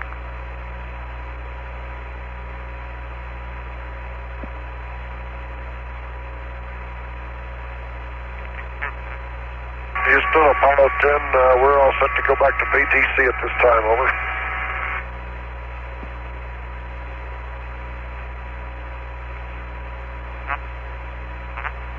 Roger, Tom.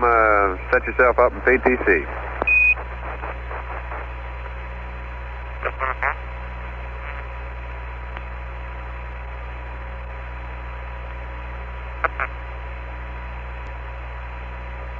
Jack, two added comments. On the first and second test, it appeared to me that the high gain antenna did not regain the signal strength. However, in the third test, it appeared that it did, 90%. Roger, we copy, Gene. Thank you.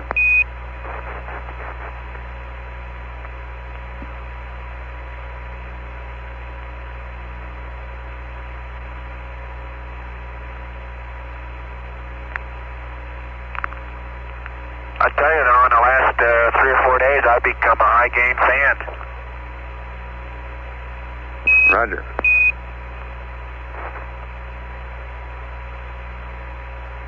And the high gain sure sounds a lot clearer and a lot better down here than the Omnis.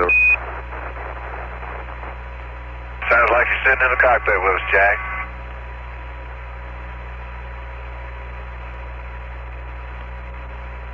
Apollo 10, Houston, we're going to do another high gain handover here in about 20 seconds. You might expect another burst. Roger.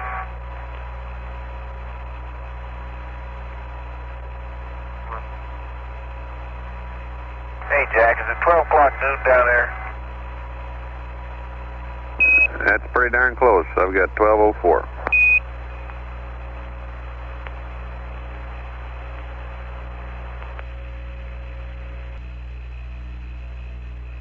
Apollo 10, Houston, we'll need the S-band normal ranging switch to ranging, please.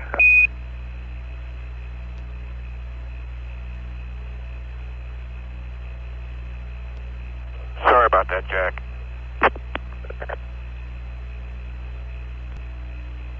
Apollo 10, Houston, we expect that you're in the 20-minute wait period for setting up PTC, and we notice we have all 4 quads. We'll only need Alpha and Bravo. Over.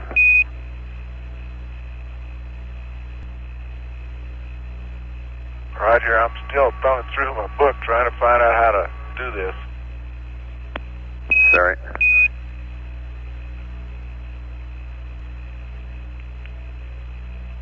Well, Houston, will you give us a call when you think we've spent enough time waiting? That's affirmative. We'll tell you.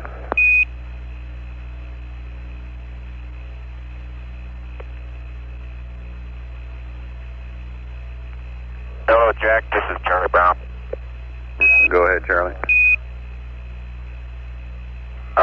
We're in the process now of commencing a scientific experiment. Sugar Hotel, Alpha Victor Echo.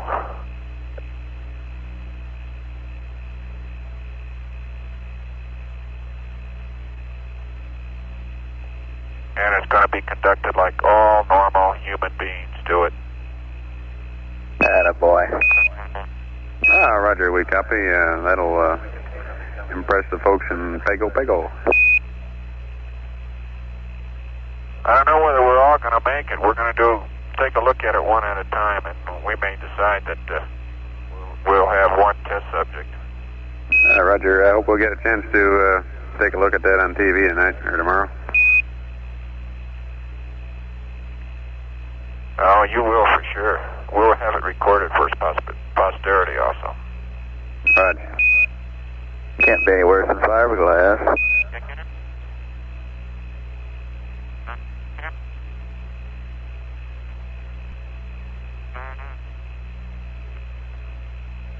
Would you believe with a shaving tube shaving creep back to 14.7 looks like when you open it up at 5 psi? Yeah, I bet that was colorful.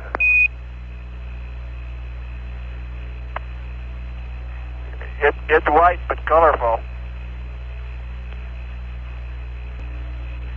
And 10, Houston, we haven't come up with any better ideas on stowing that hydroxide canister. We want to make sure it's well protected, doesn't get damaged. So the only suggestion we now got is to either find a place for it or have a big Sunday dinner and pack it in L3, or take the stuff out of L3 and put it somewhere else and pack the container in there. That's it. Over. If you come up with a different location, we'd like to know what it is so we can tell Retro. We'll let Gene hold it on his lap. We'll find some place for it and let you know, Jack. Okay, thanks.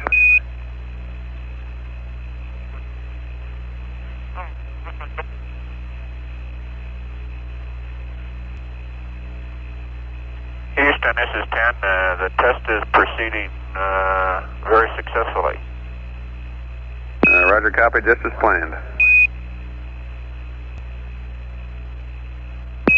Say, Tom, are those Navy guys getting themselves properly configured to keep up this immaculate Navy image? Over. He's off the headset right now, configuring.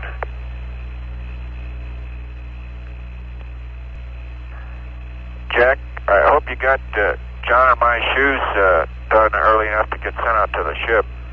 I was going to say, I wondered if you guys had a set of whites up there, something like that. Maybe you got some of those short pants they wear around. Houston, how's that look for you for 20 minutes?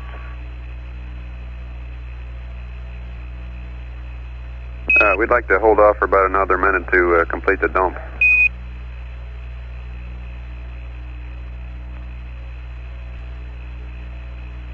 Okay, 10, it's complete. You can start PTC now.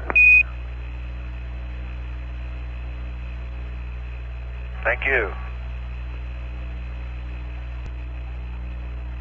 Just to break the monotony of this PTC, we're going to roll left this time.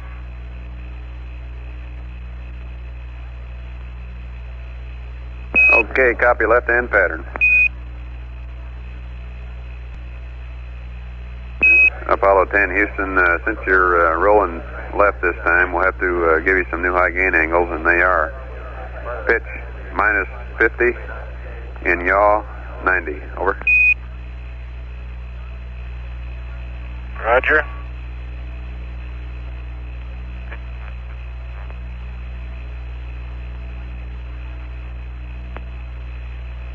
I'm afraid we may have messed this one up. It looks like for some reason we got an operator error when we punched that last button, and it started to rate and went back some way or another.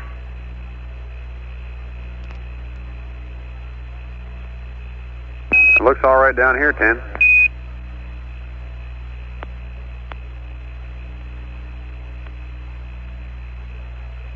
Okay, but there's a lot of jet firing in there when I was trying to initiate to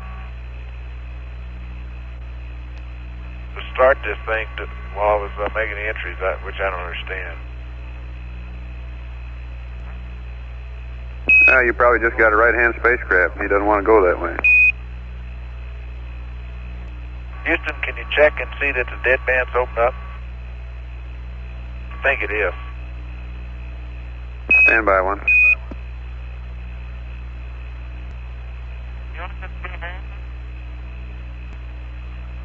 We got you in wide deadband. We don't see anything different than the way it's supposed to be. Okay, Jack, the only thing I noticed is that we're started with both rates in both the pitch and yaw a little, and we're a little further off than we usually are by this time in the PTC. Like usually it's gone for a couple of hours before it gets out 5 degrees. Yeah, we're copying that too, but what I'm saying is you did everything right. Okay. Madrid.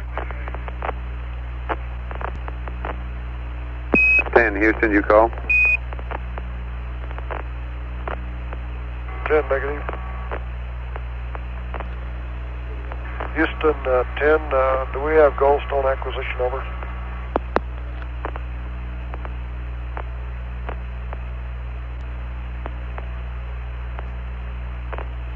Apollo 10, Houston, we're on Madrid right now and expect to get Goldstone about 170, 130, over. 170, 130, roger.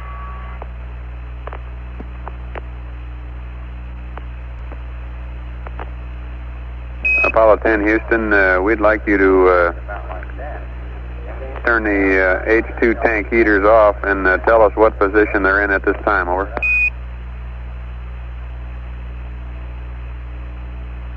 fine. We're kind of scattered all over the spacecraft.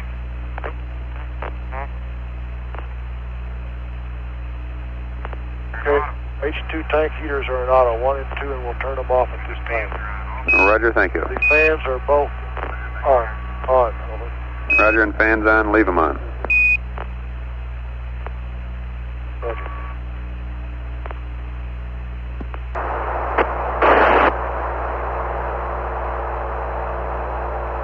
This is Apollo Control. No recent contact with Apollo 10. Conversation-wise, we're now showing a distance of 113,516 nautical miles distance. Velocity 6,106 feet per second. Showing now about 22 hours 11 minutes until splash. This number likely will change somewhat as we do the mid-course correction burn number 6, which is now some 7 hours 11 minutes from now. If and when the conversation does pick up again, we'll come back up live. And at 169 hours 37 minutes ground elapsed time, this is Apollo Control.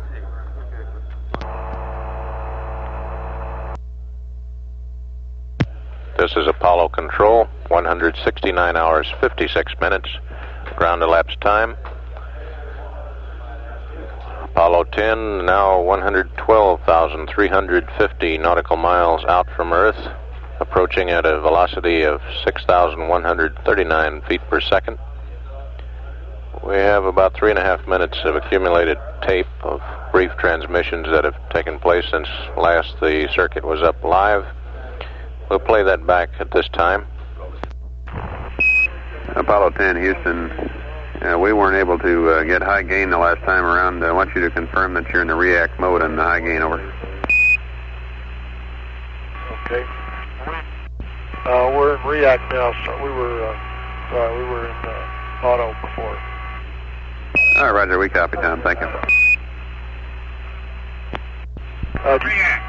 What angles do you want for react, over? 10, that's pitch minus 50 and yaw 90, over.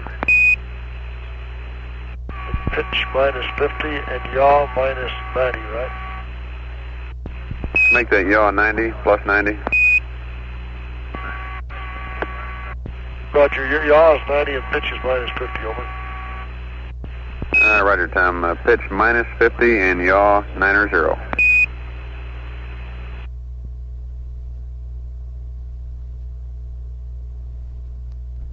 Apollo 10, Houston. We'd like at this time to terminate the hydrogen purge in fuel cell 1. Turn off your hydrogen purge line heaters and take fuel cell 1 off main A and main B, over. Roger, will do. Hello, Houston.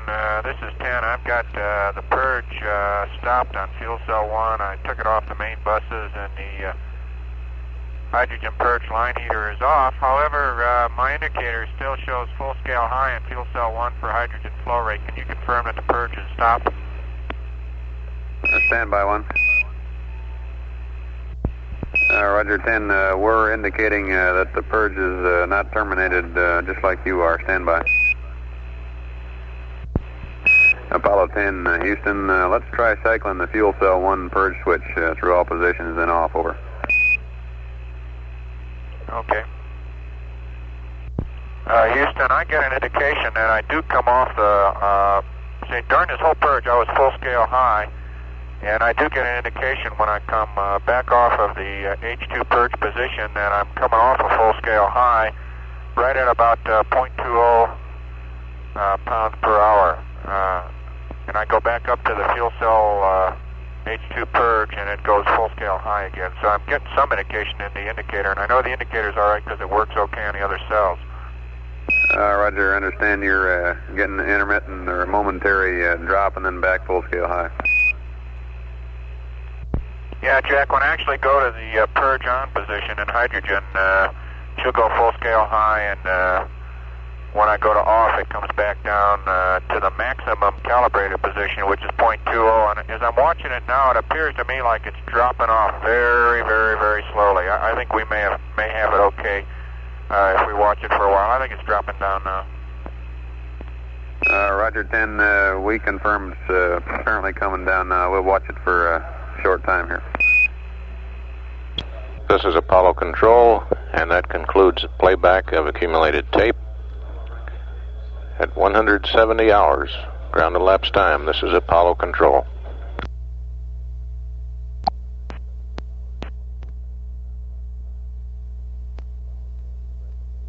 This is Apollo Control, 170 hours, 21 minutes, ground elapsed time.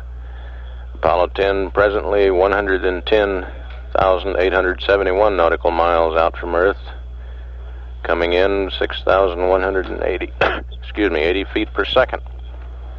Approximately an hour and a half from now, at 171 hours, 50 minutes, 49 seconds, Apollo 10 will be exactly midway on the return trip from the moon. Mileage both ways will be 105,410 nautical miles. We have an accumulation of tape of perhaps 2 minutes. That's been recorded within the last half hour. Let's listen to that now. Apollo 10, Houston, we'd like to get a little better handle on what's going on in the H2 tanks, so we'd like you to make sure fans are off in both H2 tanks and heaters in auto for both H2 tanks, over. Okay, Jack, we've got the fans off now and the heaters in auto. Is there something unusual going on? Are you looking at the total quantity? No, we had reason to believe that one of the heaters may have stayed on in one tank a while ago. Okay, fine. My hydrogen purge now is coming down 2.05, or my flow rate, so I assume it's going to hit 0. Roger, we confirm that. And I don't think you heard me earlier, but the experiment is proven to be a 3-way huge success, and you can pass on to the governor, Pango, that we're ready to kick up our heels. Roger, we'll assure that you're properly escorted there at Pago, and the experiment came off successfully. Thank you. Thank you, sir. It really did, Jack. It came off very well, as a matter of fact. Just like everybody thought. That's right, just like we expected. This is Apollo Control. That completes playback of the tape recording. At 170 hours, 23 minutes ground elapsed time, this is Apollo Control. This is Apollo Control at 170 hours, 45 minutes. The black team of flight controllers has relieved the orange team. Apollo 10 is 109,413 nautical miles from Earth. Velocity 6,222 feet per second. Apollo 10 has discontinued the passive thermal control mode and is now preparing to take another set of mid-course star Earth horizon marks. Here's a brief bit of conversation on that subject. Houston, this is 10, over. Go ahead, 10. I wonder if we should knock this off. There seems to be a little too much rates here. Say again, over. Yeah, I wonder if we should knock this BTC off. Do some star landmark or something.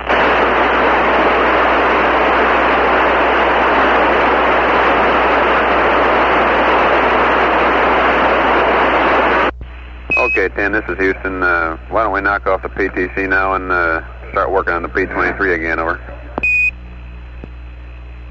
Okay, because it'll take us that long to get started on it anyway. Right. Hello, Apollo 10, Houston. We'd like for you to turn both H2 cryo tank heaters off. It looks like they're stuck on in the auto position, over. Okay, Charlie, they're on. Roger. How are you today?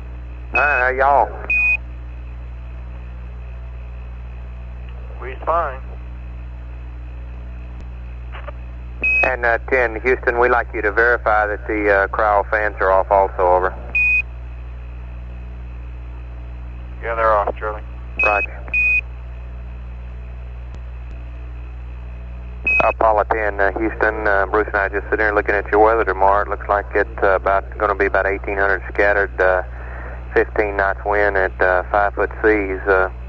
Beautiful day out there, and it's a beautiful day in Houston here today with about 90 degrees and so many people on Clear Lake you can't even see the water. Over. Roger, Charlie. Thanks for the weather report. John's getting started on his optics calibration at this time. Over. Right, we see that. Thank you, Tom.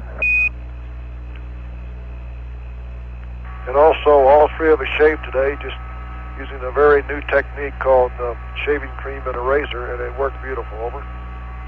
Right, that's what Jack passed on to us, Tom. That's really good news. Thanks a lot.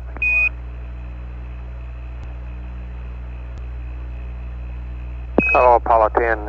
Houston, John, could you pause for about just 5 more seconds on the 949? A little bit too speedy for the guys. Roger. This is Apollo Control at 171 hours 40 minutes. Apollo 10 is 106,026 nautical miles from Earth, approaching at a velocity of 6,322 feet per second.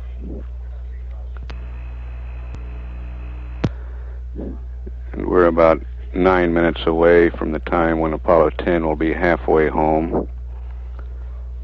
The midpoint coming at 171 hours, 50 minutes, 49 seconds.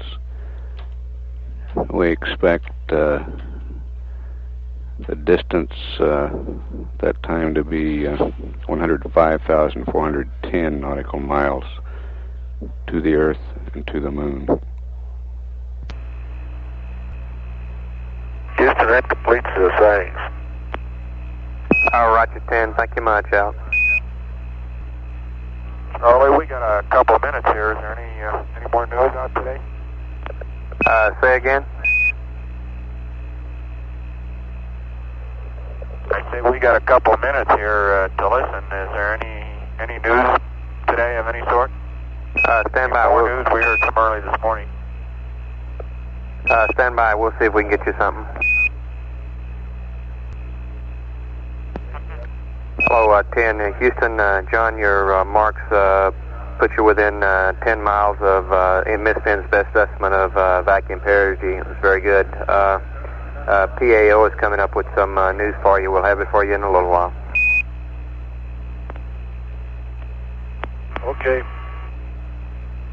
Yeah, but is it good enough, Charlie?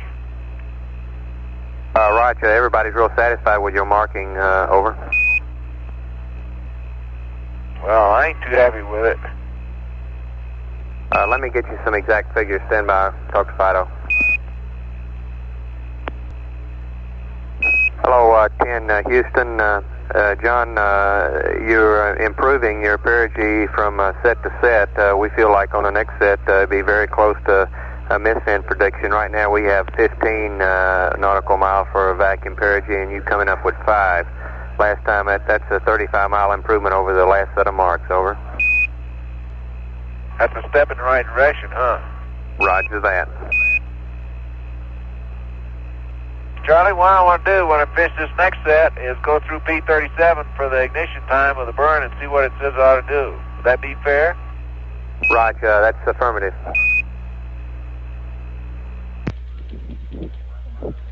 This is Apollo Control. I mean, Snoopy is these days. Stand by, Gino. 10, Houston, Fido hasn't updated his estimate since the last time we passed it up. He'll work you out one, and we'll pass it up in a little bit. Okay, thank you. At the midpoint time, velocity was 6,341 feet per second. Hello, Apollo 10. Houston, could you give us a Verb 74? We'd like to look at your erasable. You got it, Charlie. Roger. Why don't you fix anything I messed up in there while you're at it? All right, we can't find anything you've messed up. It's all looking great. Listen, as many times I punch them buttons, if there's not something wrong, it'd be a miracle. Okay. Houston, Apollo 10, over. Go ahead, 10. Roger, we have rates low enough to start PTC this time? That's affirmative. This is Apollo Control at 172 hours 14 minutes. Apollo 10's distance from the Earth is 103,963 nautical miles. Velocity is 6,386 feet per second. We understand there's been some confusion about the form of shaving cream used by the crew. The shaving cream was in a tube. It was a tube of brushless shaving cream. Okay, Charlie, I think we got a good one going this time. Roger, John. Doesn't have any of the rates in pitch and yaw like we started out with last time. Roger. This thing's been working really good since ever since the first night. Well, last time we did one to the left, and it got out of hand and went into dead bands.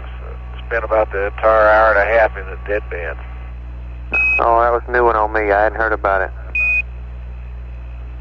Yeah, I don't know what caused it. Maybe some way I punched the buttons wrong. Anyway, we had rates when we started into it, which is very peculiar. Roger. Just make sure the guy that thought that up is really smart. Somebody back here in the back room? Yeah, I think it was the CMS procedures and the span guys back there that, or AGC or whatever they call themselves, that came up with it. Looks, I got it in a checklist, so we'll go pass it on to the other guys. That's just, boy, that's just great.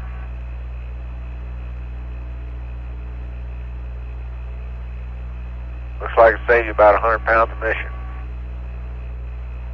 All right. Hey, 10, we're considering a slip in the mid-course a half hour to give Fido another half hour's tracking so he can get a little bit more confidence in his solution. If that's agreeable with you guys, we'd like to proceed that way, over.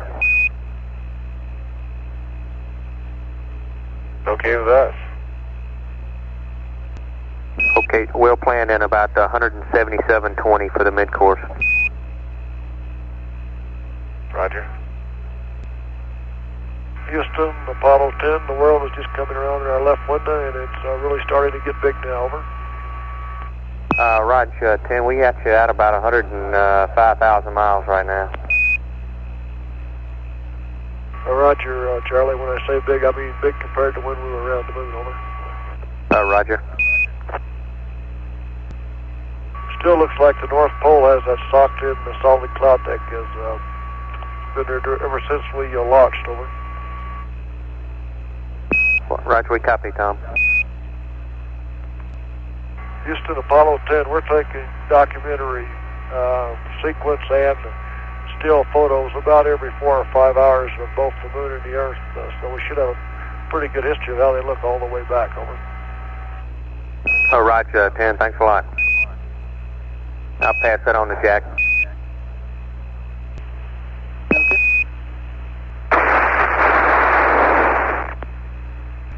Hello, Houston, Apollo 10. Go ahead, 10.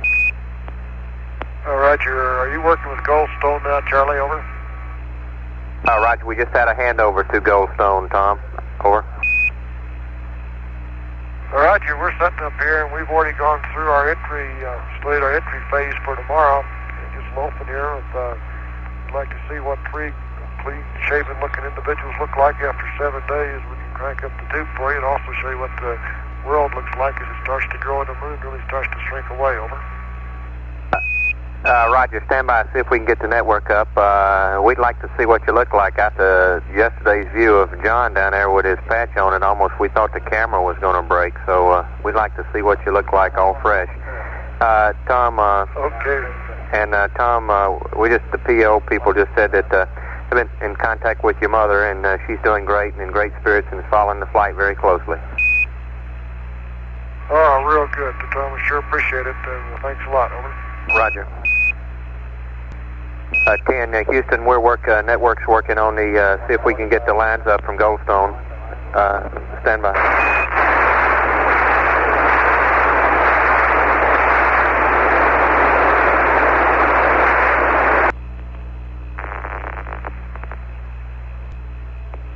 10, Houston, it'll take us 30 minutes to get the lines up so we can see it back here, but Goldstone's configured to record. You can transmit now. We have the high gain, and we'll look at it in 30 minutes. Over. Okay, well, I'm looking ahead in our flight plan. The next thing coming up is at 174, and we're in no hurry here. Just when you get the lines up, we'll just shoot it to you live. Over. Okay, that's fine, Tom. We'll give you the word. Okay, thank you now. Hello, Houston, this is 10. Go ahead, Tim. It might pass on appropriately that our CSM 16mm camera finally failed. It's been trying for 2 days, and it just finally gave up the ghost. The fuse has been changed, but it just won't accept any cartridges and will not run at all. I'm using the 75mm lens we have in a command module on the LEM 16mm camera. This combination works, although I appreciate the fact that the masking for the lens might be inappropriate, but it's a last-ditch effort. That's all we have left. Roger, understand your CSM 16mm has failed, and you've taken the 75mm lens off the LEM camera, off the command module and put it on the LEM camera. Over. That's affirm. I just wish you'd, it's awful frustrating, Charlie. I wish you'd pass those words out appropriately. Roger.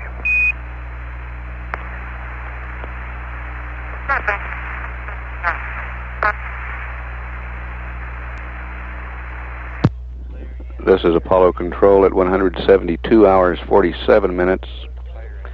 Apollo 10's distance now is 101,882 nautical miles. Velocity 6,452 feet per second. Houston, Apollo 10, over. Go ahead. Roger, we're looking at Florida through the optics, the Cape Soap today. Looks like y'all may have some clouds out there, little scattered clouds around Houston. Is that right? It's like that when we came in 4 or 5 hours ago, correction, about 3 hours ago, John. Let me see if anybody's been outside lately. Oh, it's no real problem. We're just sightseeing. Boy, it's a beautiful view. All right, You can see the subsolar point is in the Gulf of Mexico, right about between the Yucatan Peninsula and Mexico proper. And with these optics, I can look all the way into South America. At as far south as Chile. Sounds great.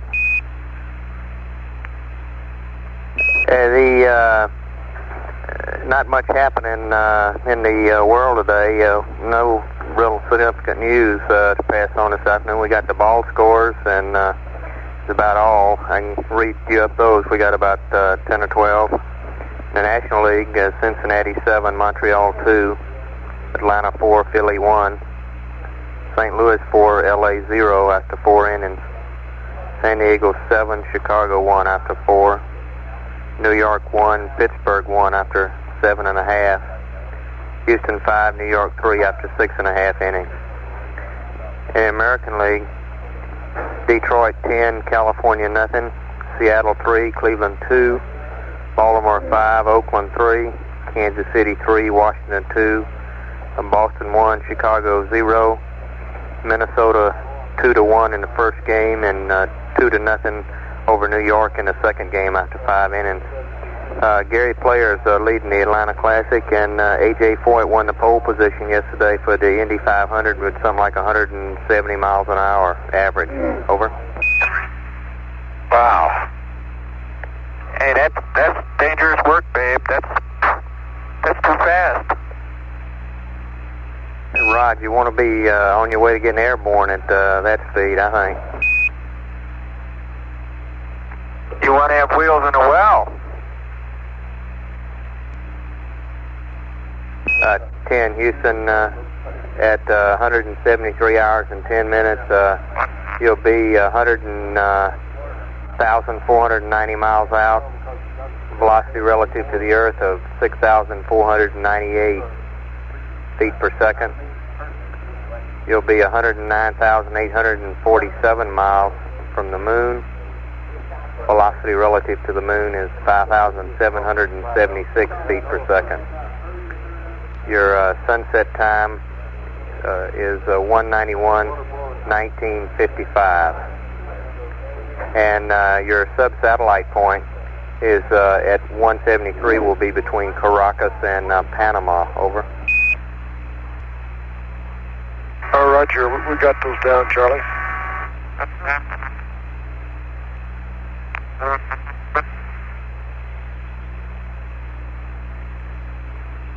That's how it looks, Charlie. I can tell. We're directly between Caracas and Panama. That's what you said, wasn't it? That's affirmative. It's quite obvious up here. Next time we go on one of these trips, we're going to take that big display down there with us. Okay. It's real pretty today. We got a blue background and yellow lines and a green spacecraft and a orange Snoopy dancing around up on the top of the board. Fido's really outdone himself. Every time we make a successful water dump, does he light up? Oh boy, the top of his head just glows. You ought to see him. I wish you could. Yeah, I bet that's a great sight down there. Over. It really is. He's been grinning the whole flight. He's going to be impossible to live with.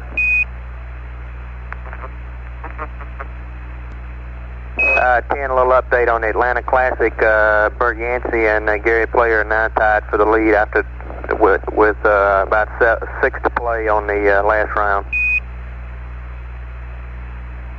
Very good, thank you. They'll all be coming to Houston here before long. Yeah, just a couple of weeks. Should be fun.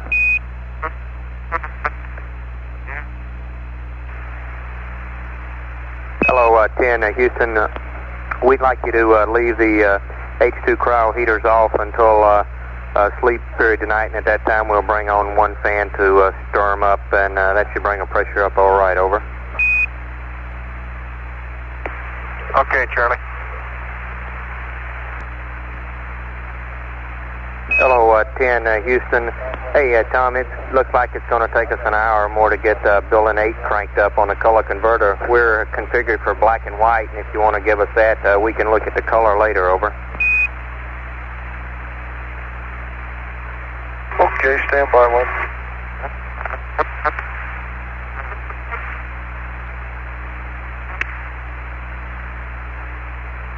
Charlie, we'll just hold off because you'll be able to see more of the United States the longer we wait here. Over. Roger. We'll get the building 8 cranked up, and we'll let you know then. Over. Okay, we've got the optics calibration coming up, I think about 173 to 174. 170, pardon me, slated at. Charlie, if it's going to be any more than an hour, let us know, will you? Because that'll be pushing into P23. All right, we copy, Gino. We'll give you a word. Actually, 45 minutes to an hour, 30 minutes to an hour would be a little bit better because more of the U.S. continent had come into view at that time. Roger.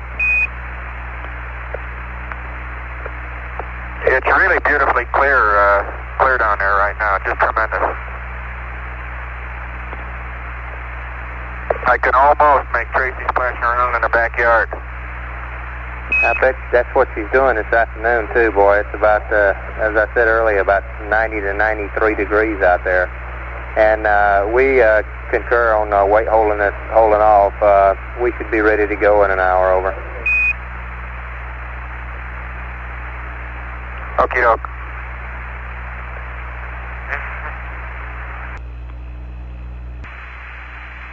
Hello, Apollo 10, Houston. We're about to lose the high gain. We'll come back around again at 173.25, and at that time we'll be go for the TV, over.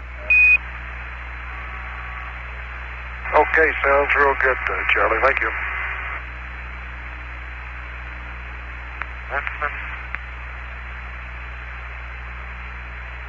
That's approximately 5 minutes from now. We will be getting another television transmission from Apollo 10 in about 5 minutes.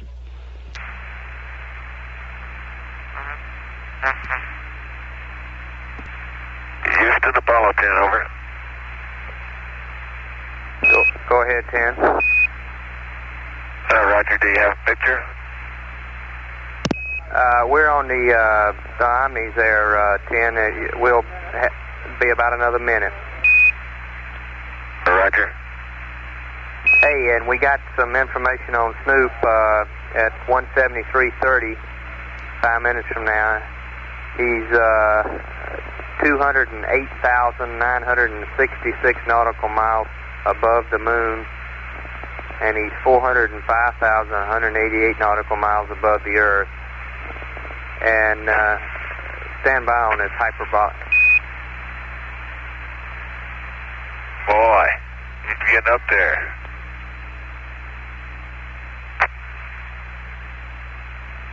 And he's going hyperbolic with respect to the Earth and the Moon, so he's moving out away from us. His velocity with respect to the Earth is 7,530 feet per second, and he's going into solar orbit. Wonderful. Looks like Snoop's going to take a long trip, over. A real long one. Houston, do you have a picture, over? That's negative.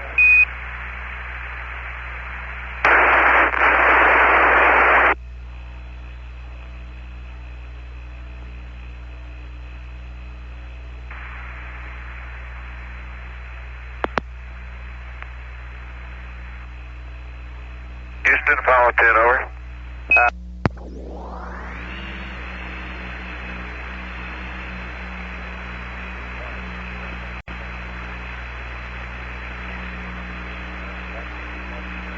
Picture now. Roger. Looks like this is the moon. We're about 110,000 miles from it. It still has a sort of a brownish cast to it, and it's still rotating very slowly. You can see it's, when you look out your window tonight, you'll see it's only a three-quarter moon or so.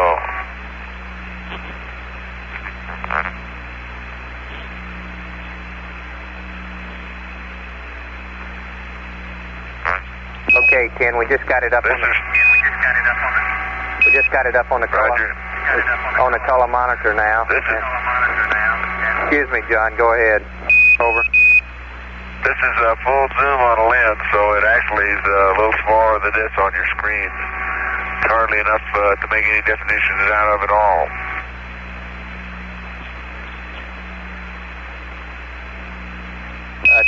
Houston, we can apparently make out the Maury. The colors on our Vidicon are has a greenish cast to it, but I think the color quality for the commercial is a little bit better than this, but we can't see the Maury on it, over. Roger, at about 110,000 miles, I don't think you'd expect to see very much.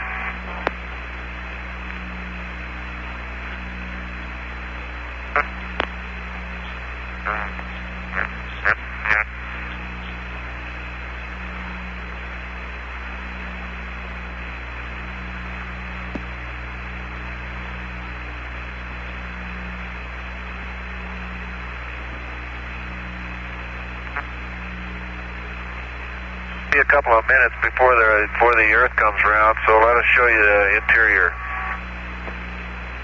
Roger, we're standing by for your smiling face.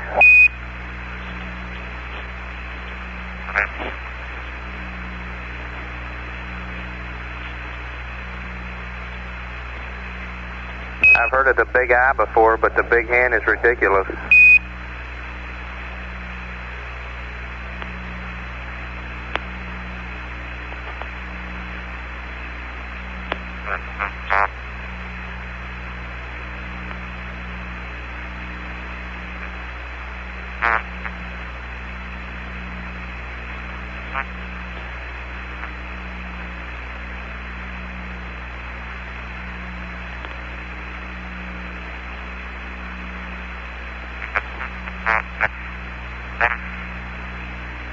Okay, 10, I think we looking at Tom's left shoulder there now, and the sun coming in his window.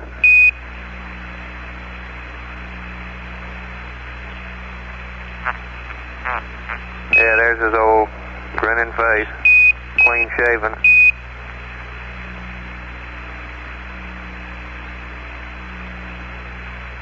Roger, this is a remarkable innovation.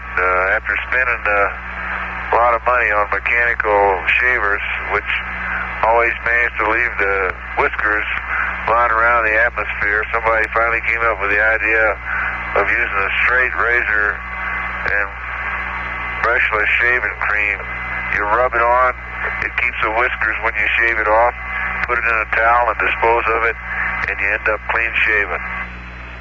And after 8 days of wearing a beard, I guess you're looking at a couple of guys who aren't much hippies. That's amazing, 10. Absolutely. That's what the space age does for you. I tell you, Charlie, that's one of the most refreshing things that's happened in the last couple of days. That was really great. You guys really look good, Gene. Over. You know, it actually, it feels a lot different. We were getting where we could barely stand ourselves there for a while.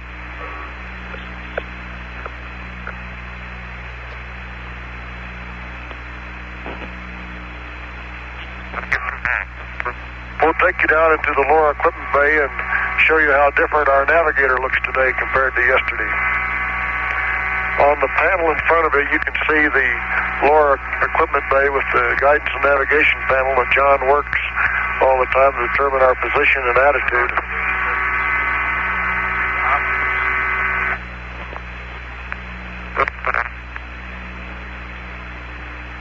There's old One Eye. We got him.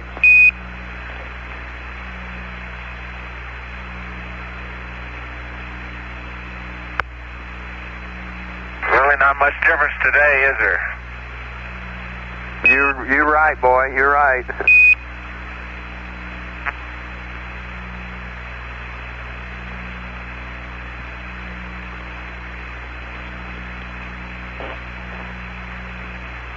John likes to play in here. Every time he gets up in his hand, he has to do something different to it. How's the color coming in now, Charlie? Over.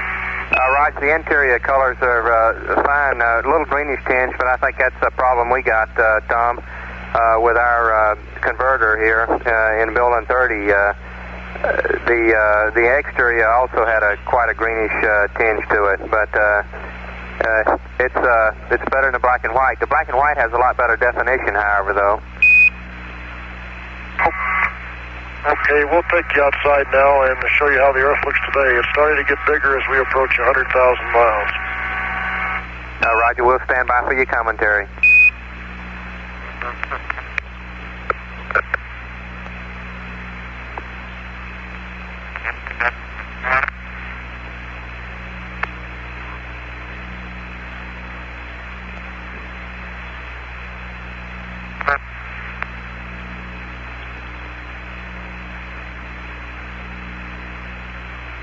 Charlie, we'll have it in a minute. It's just coming right over the window edge. Here it comes now.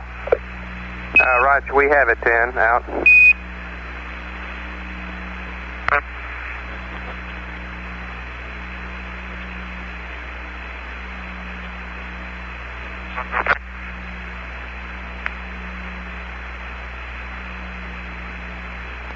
Okay, 10. Okay, again, as you look at the... Pardon me, again, as you look at the Earth, it's upside down, so to keep all you from standing on your heads, we'll just turn the camera upside down for the convenience of your viewing pleasure here. Charlie, we'll be looking at the east coast of the United States, primarily down from off the tip of Florida. Actually, to us here, we can see the Grand Bahama Banks. You can see the color changes in the water. You can see most of Florida. It looks like most all the Gulf of Mexico is extremely clear. The Gulf Coast of the United States, Florida, Alabama, Mississippi, Louisiana, down through Texas, all looks clear. We can look on across from Houston all the way into the San Joaquin Valley, all the way into the Los Angeles area, coming over the horizon into Baja California. We're vertically right now above the Earth, somewhere between Caracas and Panama.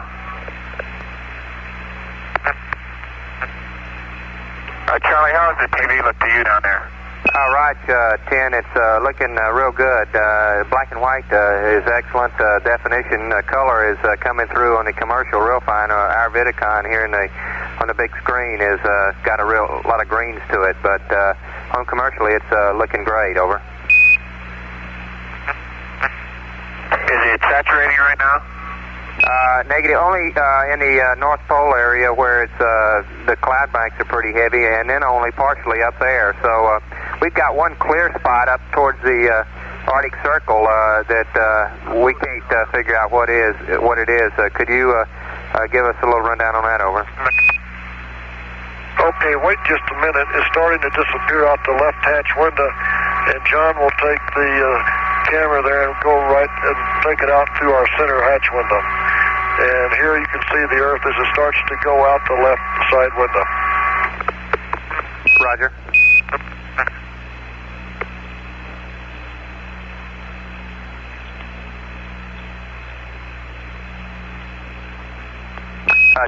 Houston, we got just 30 seconds left on the high gain on this pass.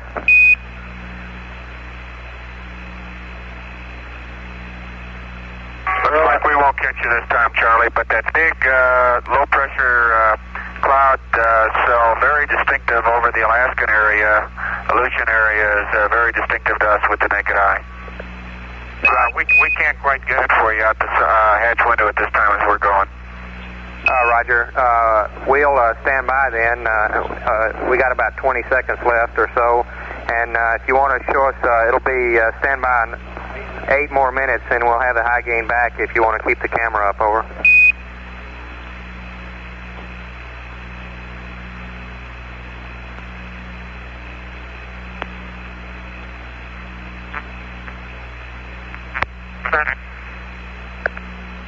Okay, we just wanted to kind of show you how things are going aboard Apollo 10 today. He said after shaving, we all feel refreshed. In fact, we feel just great up here, and looking forward to splashdown tomorrow. And we got about 100,000 miles more to go, but we really pick up the majority of it in the last few hours. Over. Roger. The duration of that transmission was 10 minutes, 22 seconds.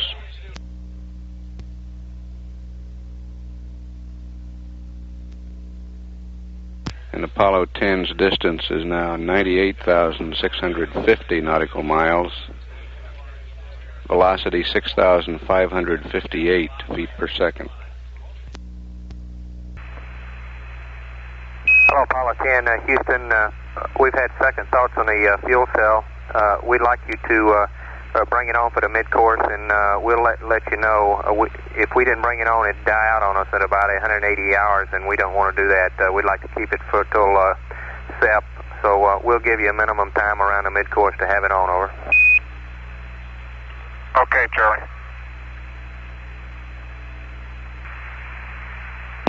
Apollo 10, this is Houston. Over. Roger, Houston, this is 10. We're standing by to set up the optics calibration at this time. Over. Roger, since we've slipped the mid-course correction number 6 about 30 minutes to roughly 177.20. We suggest that you stay in PTC for about another half hour and slip your P23 by half an hour to something on the order of 174.50 commencement or thereabouts. Over.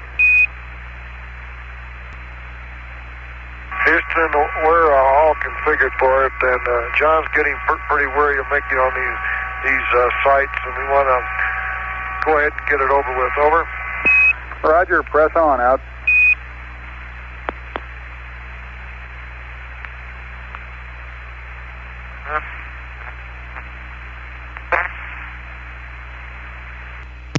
This is Apollo Control at 174 hours, 20 minutes. Apollo 10 is 96,025 nautical miles from Earth.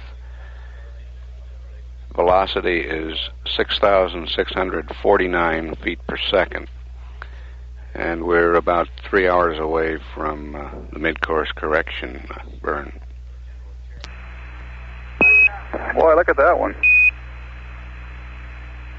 Yep, John's putting it right on the money.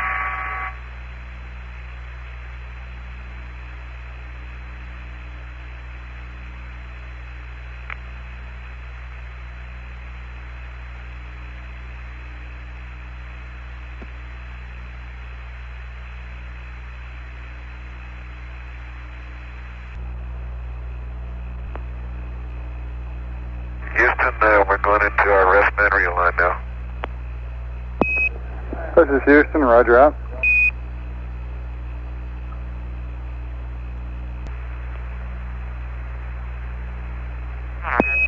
Apollo 10, this is Houston, over.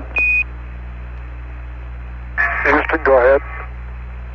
Roger 10, we'd like to make a correction to our scheduled mid-course correction plan of operations here by canceling mid-course correction number 6 and definitely having mid-course correction 7. A little background on this is that with the long fuel cell purge and the secondary evaporator checkout, the tracking still hasn't stabilized to the point where we can give you a mid-course correction number 6 and be confident 100% that mid-course 7 will not be required. And if there is a possibility of having to burn 7, the tracking people would like to consider or would like to continue their tracking without the perturbation caused by mid-course correction 6. For your information, you're still well within the corridor. These burns were in the form of tweaking to get you in the center of the corridor. We anticipate a delta V for mid-course correction 7 on the order of 3 to 4 feet per second at the nominal time in the flight plan. Over. Okay, roger, stand by. Roger.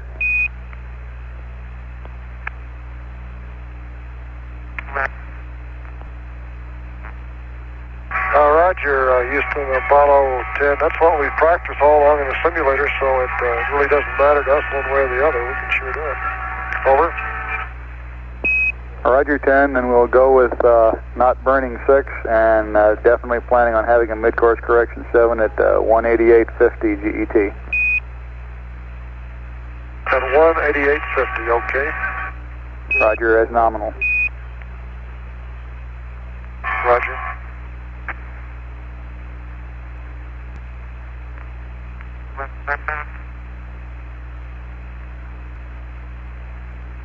Apollo 10's going back to the PTC mode, over.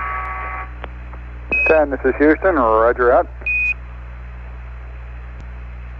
You're definitely getting in larger in diameter there, Earth.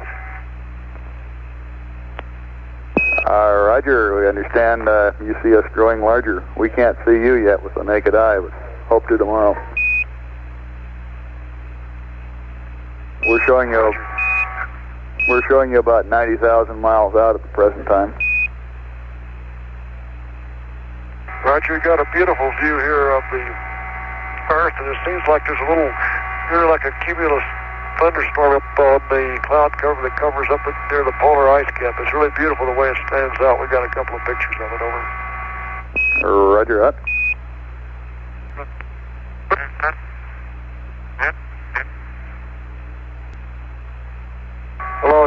Apollo 10. Can you check and see at what GET should we hit nighttime just before we approach the entry interface? Over. Roger, stand by a second. Apollo 10, this is Houston. Time of local sunset will be 1901 1951 GET, over. Roger, could you say again, Bruce, please? Roger, 1901 hours, 19 minutes, 51 seconds GET, over. Roger, copy. Sunset at 19119 and 51. Houston, this is Paul 10, over.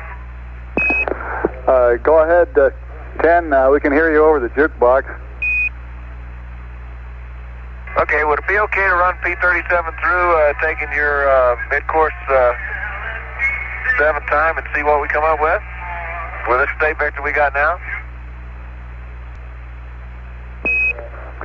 Apollo 10, this is Houston, affirmative, and we'll run it down here too. We can compare results if you like, over. Raj.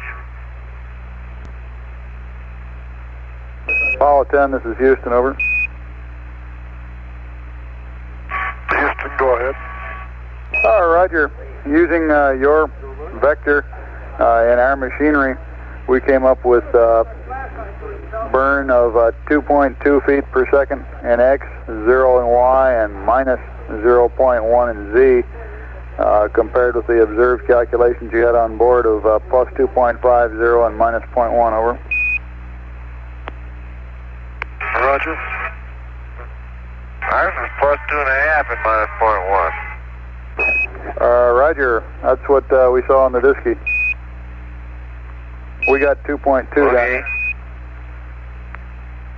What's the matter with your machinery down there?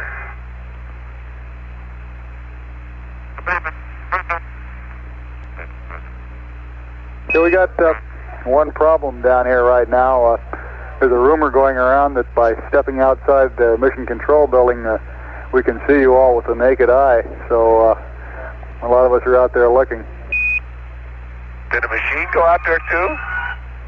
We can see that the Terminator is just passing over Houston right now. Roger, I'd believe that, but I haven't been outside in a couple hours. Did somebody really see us out there? That's the report. Charlie's out there looking right now, and we expect to have an eyewitness account in a minute or so. I don't know what direction, but I would expect you'd look to the southwest. Yeah, that's on our angle, Bruce, from where we are looking at you, I would say to the southwest. And up at about an angle of at least 45 or 50 degrees, over. Roger. Anybody can see something 30 feet long at 90,000 miles has really got the eyeballs.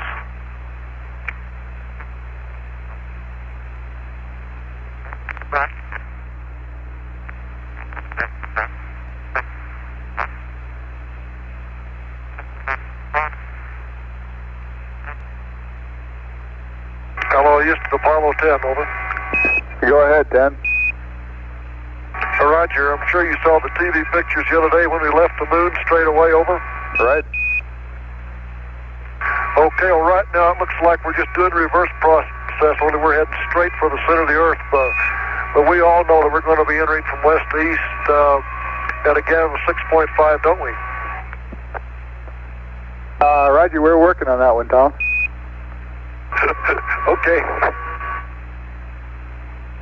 Sure hope that's a problem you solve.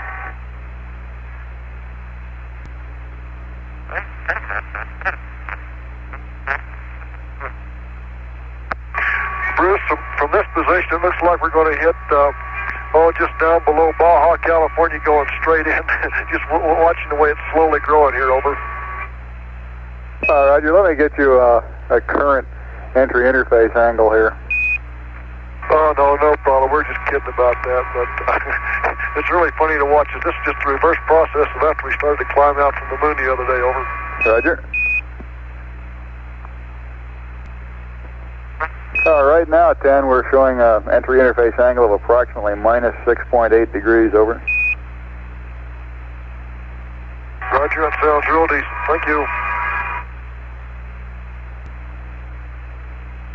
Houston, Apollo 10, are the FIDOs pretty well squared away with our CG and where we're storing things, over?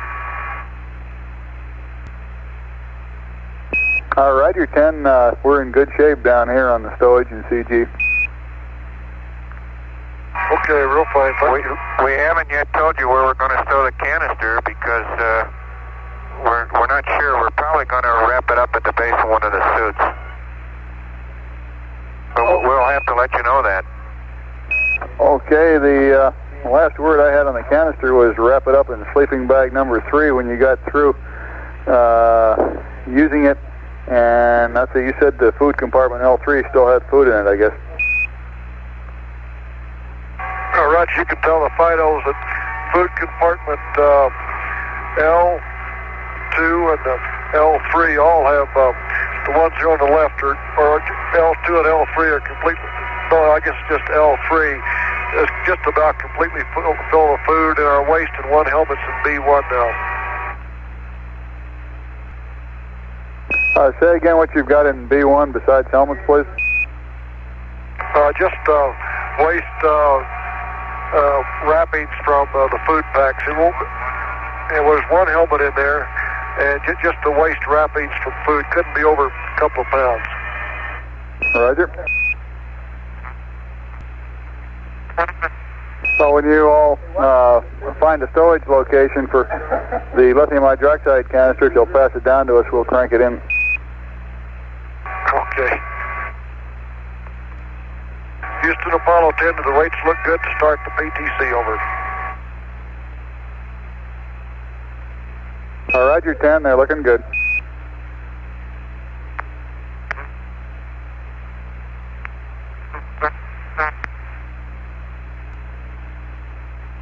All right, 10, this is Houston. I'm afraid that report we got on visual observations of you earlier was erroneous.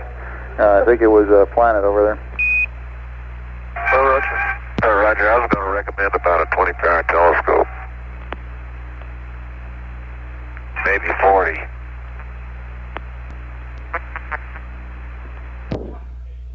This is Apollo Control at 177 hours 6 minutes.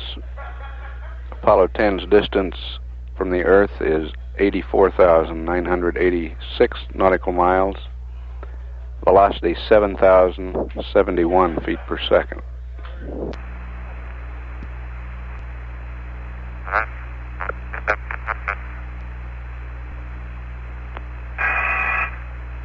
Okay, Houston, Apollo 10, we're going to start through the pre-sleep checklist. We're going to purge the fuel cells, make the canister changes.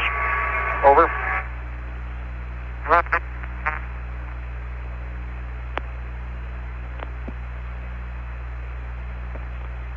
Apollo 10, this is Houston. Would you hold off on the fuel cell purge? You can proceed with the other items at the present time.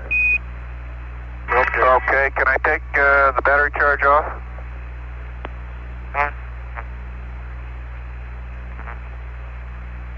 That's affirmative. Discontinue battery charging.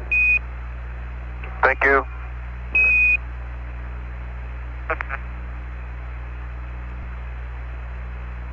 Hello, Houston. Will you give me a hack on when you want to start that fuel cell purge, and also do you desire to stay high gain tonight?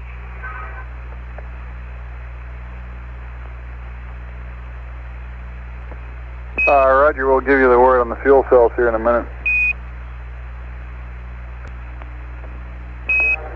Houston, Apollo 10, are you ready to copy the CMRCS thruster temps, over? Roger, send your message, 10. Roger. 5C is 5.1. 5D is 5.1. 6 Alpha is 5.1. 6 Bravo 5.1. 6 Charlie is 4.0. 6 Dog is 4.6, over. Roger, we copy. And the S-band operations this evening will be Omni. Request you select Omni Bravo and Omni on board, and we'll do the switching from down here. Okie doke, going Omni at this time.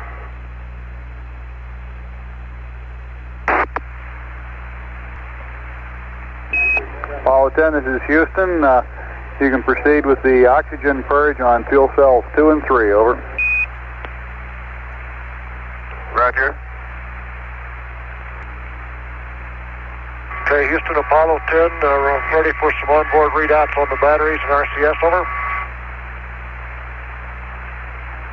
Roger, 10, press on.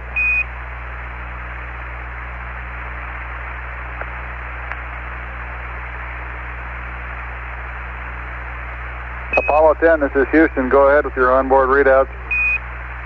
Roger, Bruce. Bat C is 36.8. Pyro Bat A is 36.8. Pyro Bat B is 36.8. RCSA, 53%. RCSB, 65%. C is 65%. And D is 60%, over. Roger, 10, we copy.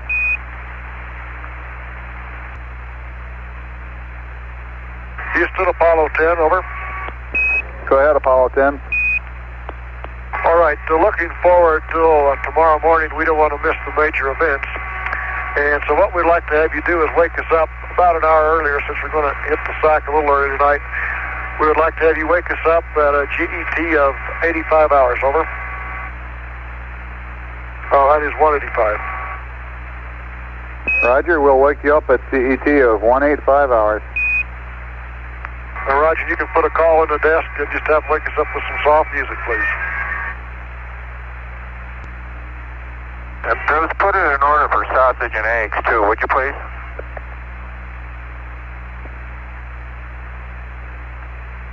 I suggest you hold off on those until lunchtime. Okay, we'll try to.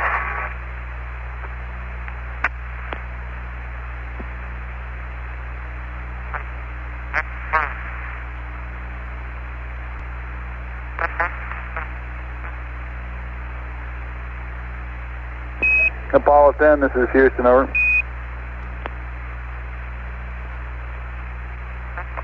Go ahead, Houston. Roger, I've got your cryo tank configuration for the night. Okay, stand by 1 second, we'll get it.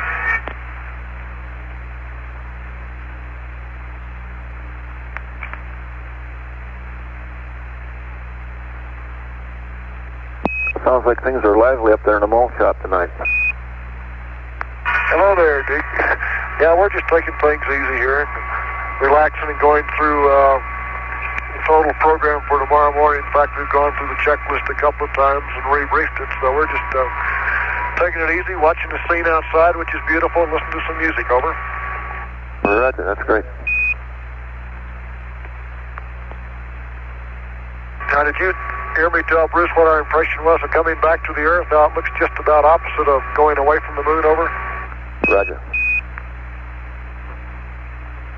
Boy, it's really something, Deke. That last couple hours is going to be the bear. Yep. Now, from this angle, it looks like we're going to just approach the Earth there at a gamma of about 90 degrees. Yeah, we indicate about 78. Oh, that's great. That crude's getting to you. Okay, Houston, I'm ready for the cryo fan. If you want to go right there on a panel, I'll configure it. Okay, I'll just run down the row of switches here. H2 heaters, 1 off. 2 off. O2 heaters, 1 off. 2 auto. H2 fans, 1 on. 2 off. O2 fans, off, off. Over. Okay, I've got heaters. H2, 1 is off, 2 is off, O2, 1 is off, and 2 is auto.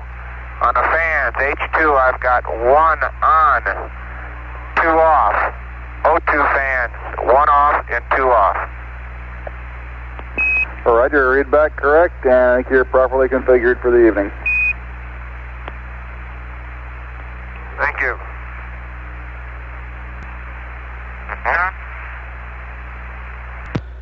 This is Apollo Control. We're estimating the change of shift news conference for 9:30 p.m. Central Daylight Time. 10, this is Houston. What are your plans as far as turning in now? Okay, Houston, we're going to...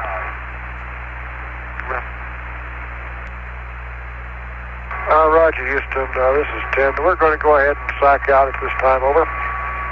Roger, can you give us a crew status report prior to turning in?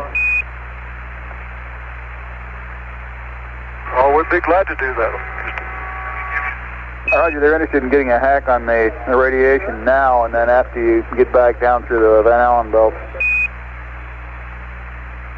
Roger. Hello, Houston, it's 10. Roger, go ahead, 10. Okay, the CERT is 26048. The chimp is 05048, and the limp is 15049er. Roger, we copy the PRDs. And we've never seen on any of the checks we've ever taken, either in here or in the LAM, anything more than about 0.001 off of the meter. Roger, copy, nothing more than 0.001 on the meter. Or maybe that scale is 0.01, Bruce, but it's on the 1/10 scale and it's barely readable, barely above 0. I guess it's 0.01. Roger, barely readable on the 1/10 scale. I take it back, it is 0.001. 0.001 is the highest we've ever seen anywhere. Roger, copy 1/1000.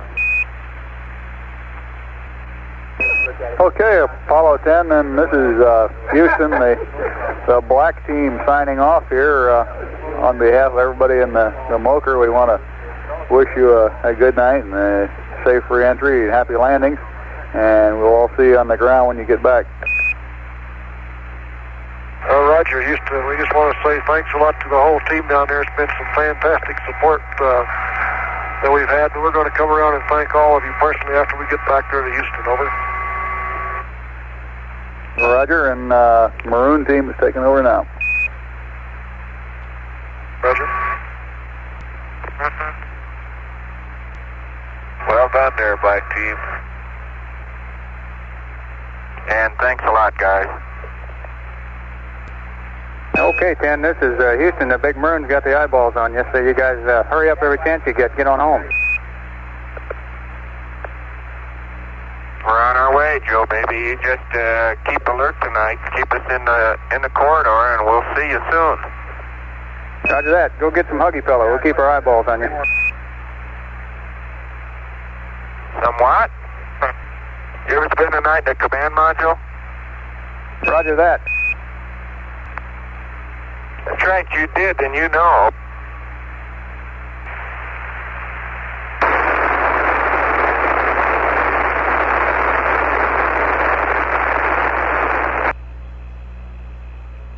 This is Apollo Control at 177 hours, 45 minutes. We've completed the shift change here in Mission Control. The Maroon team of flight controllers, headed by Flight Director Milton Windler, has replaced the black team, headed by Glenn Lunny. And our capsule communicator on this shift will be astronaut Joe Engel.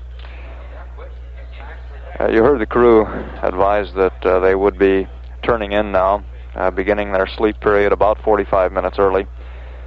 They were able to do that because mid-course correction 6, which had been scheduled at 176 hours, 50 minutes, has been deleted. And we intend to make that mid-course correction at the time planned for mid-course correction 7, which will come at 188 hours, 50 minutes. At the present time, Apollo 10 is 82,272 nautical miles from Earth, and the velocity up now to 7,188 feet per second. We don't expect a great deal of conversation out of the crew in the next hour or so as they complete preparations for their rest period, but we'll stand by. This is Apollo Control at 177 hours, 46 minutes.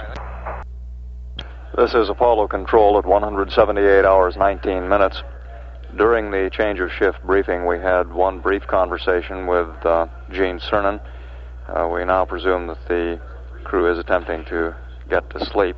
We'll play back that short conversation for you now. Ken, go ahead. Okay, Joe, we're just getting all configured, and I got to duty. I just want to make sure that I can hear you in case I have to, and I guess I can. Okay, mighty fine. Well, get a good night's sleep, and I'll see you in about 7 hours and 10 minutes or so. Okay, babe. Listen, any news from the home front, Mike, at home or anything? Everything's shipshape? Just came from there. Yeah, everything's shipshape. We just made a run on your table there in your patio, and I think I'm going to need a little more practice on that. Oh, man, there's a few things you got to know about that one. I got the lesson from the expert. No, I believe it. Listen, we'll try it when I get back. We'll see you, and if there's any question about calling, call, will you? And I'll see you tomorrow. Righto, buddy. Okay, good night. Good night. At the present time, Apollo 10 is 79,880 miles from Earth and traveling at a speed of 7,295 feet per second. At 178 hours, 20 minutes, this is Mission Control, Houston. This is Apollo Control at 179 hours, 29 minutes. The flight surgeon reports that Gene Cernan, the one crewman on whom we have biomedical data tonight, appears to be sleeping at this time. The crew advised at 177 hours, 40 minutes that they were going to begin their rest period a little early, with the plan of getting up early for tomorrow's re-entry activities. About 20 minutes after announcing that they planned to begin the sleep period, Cernan appeared to be sleeping. At the present time, Apollo 10 is 74,921 nautical miles from Earth, and the spacecraft is traveling at a speed of 7,531 feet per second. During the night, the flight dynamics officer and the return to Earth officer on this shift will be actively involved in getting the trajectory data and burn data prepared for the mid-course correction number 7, the 7th mid-course correction opportunity, which will actually turn out to be, if performed, the first mid-course correction en route back from the moon. And the current plan is to perform that maneuver at the normal time in the flight plan at 188 hours 50 minutes ground elapsed time. We estimate at this time that would be about 1 foot per second change in velocity, which of course would be performed with the reaction control system jets. At 179 hours 31 minutes, this is Mission Control, Houston.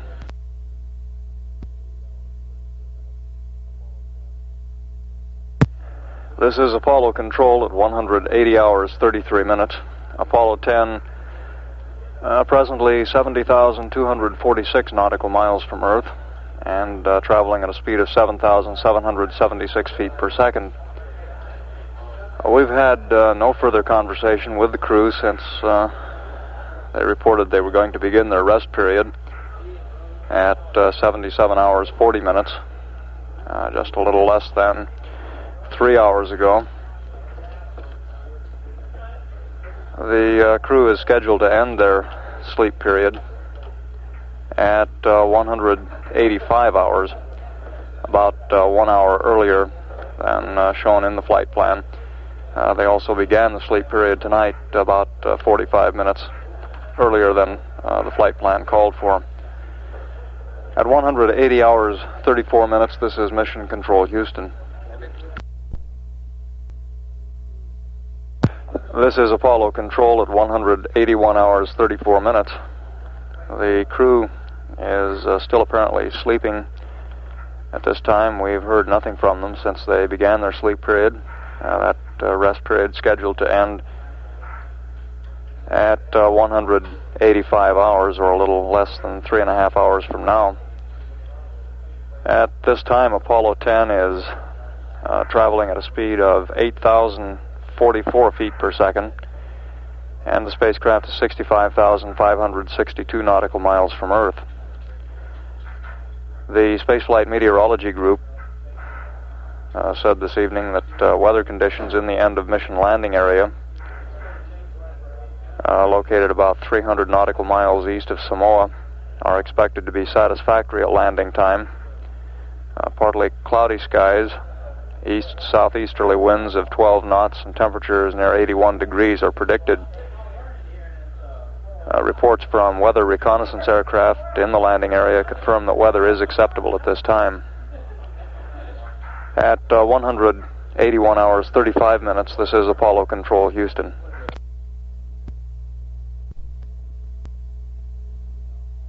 This is Apollo Control at 182 hours 33 minutes.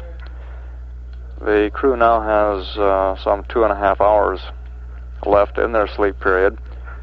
We've had no conversation since the beginning of the sleep period, and it appears that the crew has been sleeping the entire duration.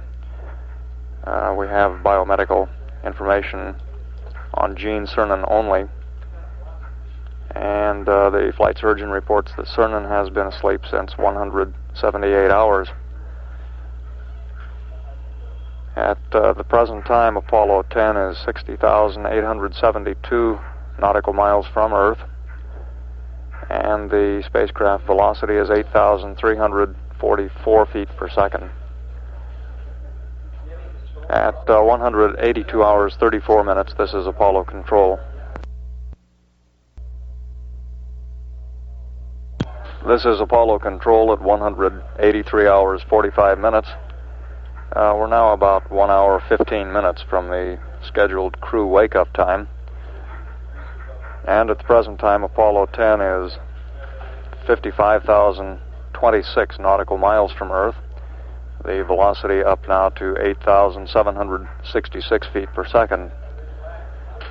Here in Mission Control on the large center display, we're beginning to see a curvature of the ground track, which since trans-Earth injection was a straight line tracing across the Earth at about 11 or 12 degrees north latitude, and that line is now beginning to curve southward due to the increasing effect of gravity on the spacecraft.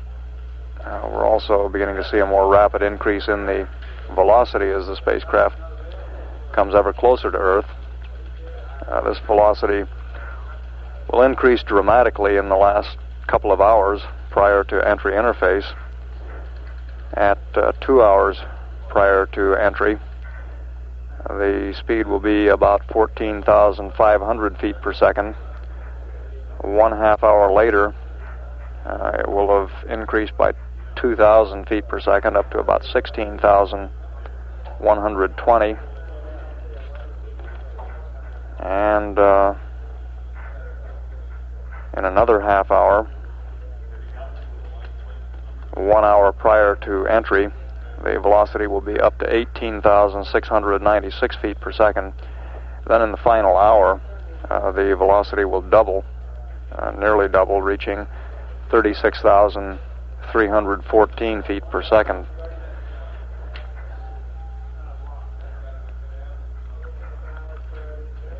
The flight surgeon reports that all 3 crew members apparently have been sleeping soundly for the total duration of the sleep period. We only have biomedical instrumentation on one of the crewmen, Gene Cernan, but he has been sleeping soundly throughout the sleep period. At 183 hours 48 minutes, this is Apollo Control.